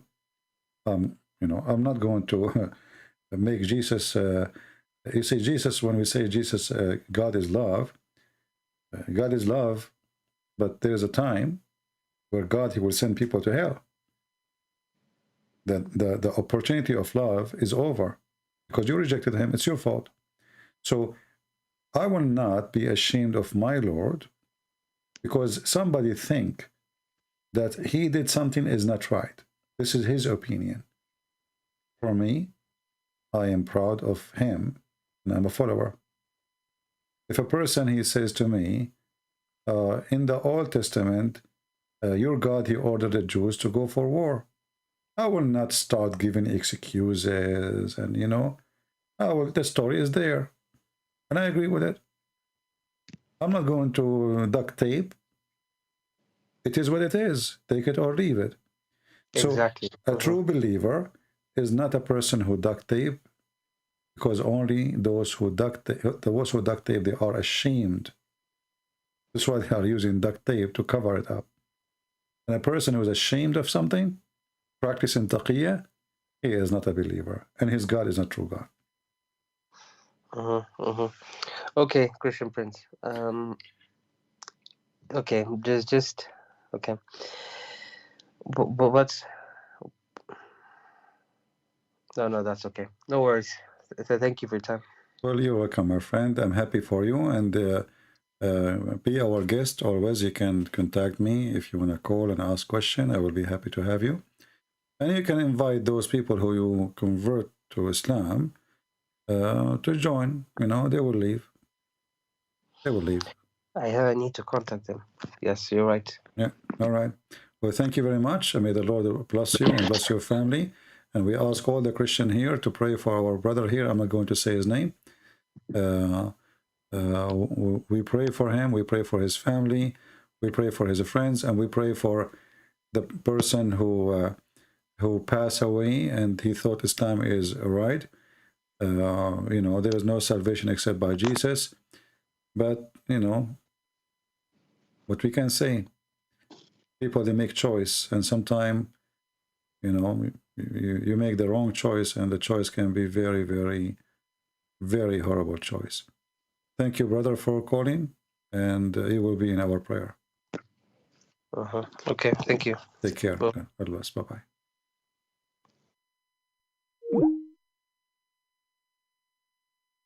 All right. Actually, I lost my voice. And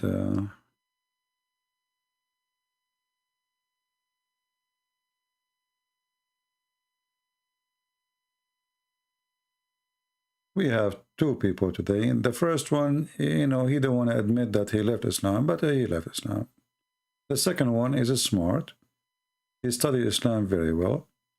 And he, you know, he cannot deny it. He cannot, you know, he cannot duct tape no more. It's about decency. It's about how honest you are with yourself. God is good, and God do miracles. And God today, he washed his heart. It's not me. I'm just trying to help. It's God who opened your heart, and the Lord, he says, knock and I will open for you. You did knock, he opened for you. I'm just a brother who is trying to help.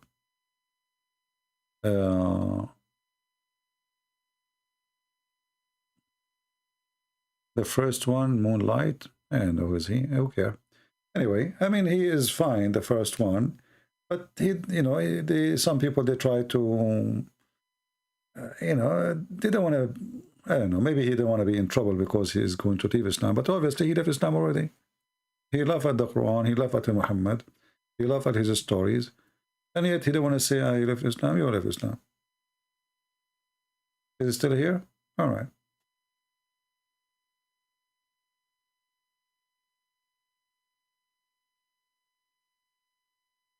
Okay, you read the Gospel and the Quran. Why you want to read the Quran? You did laugh at the Quran already. Why you want to read the Quran? And yeah, you know, the problem is if you read the Quran, you will die laughing, my friend. The Quran is a book of, you know, it's good, read the Bible and read the Quran, because the Bible will make you close to God. The Quran will be like a comedy time. You know, sometime when I'm driving my car, I remember a statement a Muslim, he says to me, like it comes to your head, and I laugh, you know. So if you are with me, you will be wondering why this guy, you think this guy is crazy, why he laugh now, nobody's talking, you know. Because Islam is a comedy. Islam is so silly, Islam is so stupid. So you remember how Muslims, they try to defend Islam in a certain moment, and it is it's a piece of comedy. Like last time we have this guy Ultimate, you know, from Senegal. He called me and he is so upset, and he said, I did not say to you that that he did not take anything from the Quran. I said he did not take anything was from the Quran. He took from the Quran what it was not in the Quran. Suppose now he's fixed it. So there's a lot of comedy come with debating Muslims. I feel sorry for them. They are, you know, trying their best. It's a disaster. You a person pray, you bow down, you worship this God, and the Prophet is amazing. And then you talk to this guy, his name is Christian Prince, and you will find that your Prophet is a scumbag. He is not good man. He have no zero ethic. He belongs below zero. You know, he's a treason ethic, and his God is a stupid God. And you find the Quran is a stupid book, and that is really a disaster. That will bring stress. That will bring a lot of sad moment for a person who really truly believes. But the truth is the truth, and the truth will set you free, the Lord said. And today, our brother here, the truth set him free. So I want to say, guys, thank you very much for being here. We will change the title. The title is not anymore about community trial. And if you are wondering why this title is saying that, because somebody asked me to create a community and make a membership so people can join and they will give me money. And my answer, no. My work is going to be always for free. I will never charge a penny. And the Lord is my provider. So I want to say thank you all for being here. May the Lord bless you all. We pray to our brother. We pray for the Muslims. We don't want to hate them, because the second you hate, it is the same second you fell in the trap of the devil. And Muhammad is the devil. He wants us to hate the Muslims, and he wants the Muslims to hate us.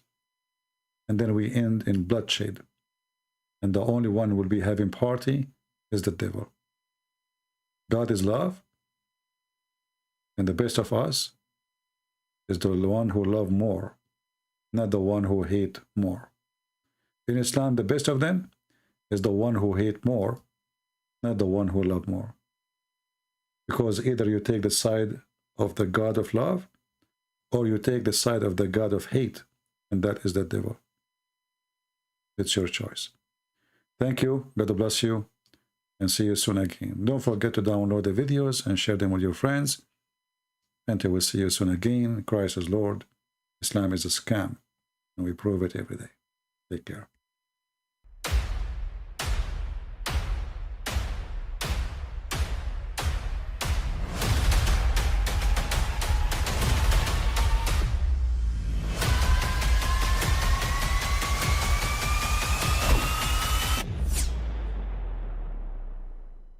But I mean, again, he doesn't know who Gabriel is, right?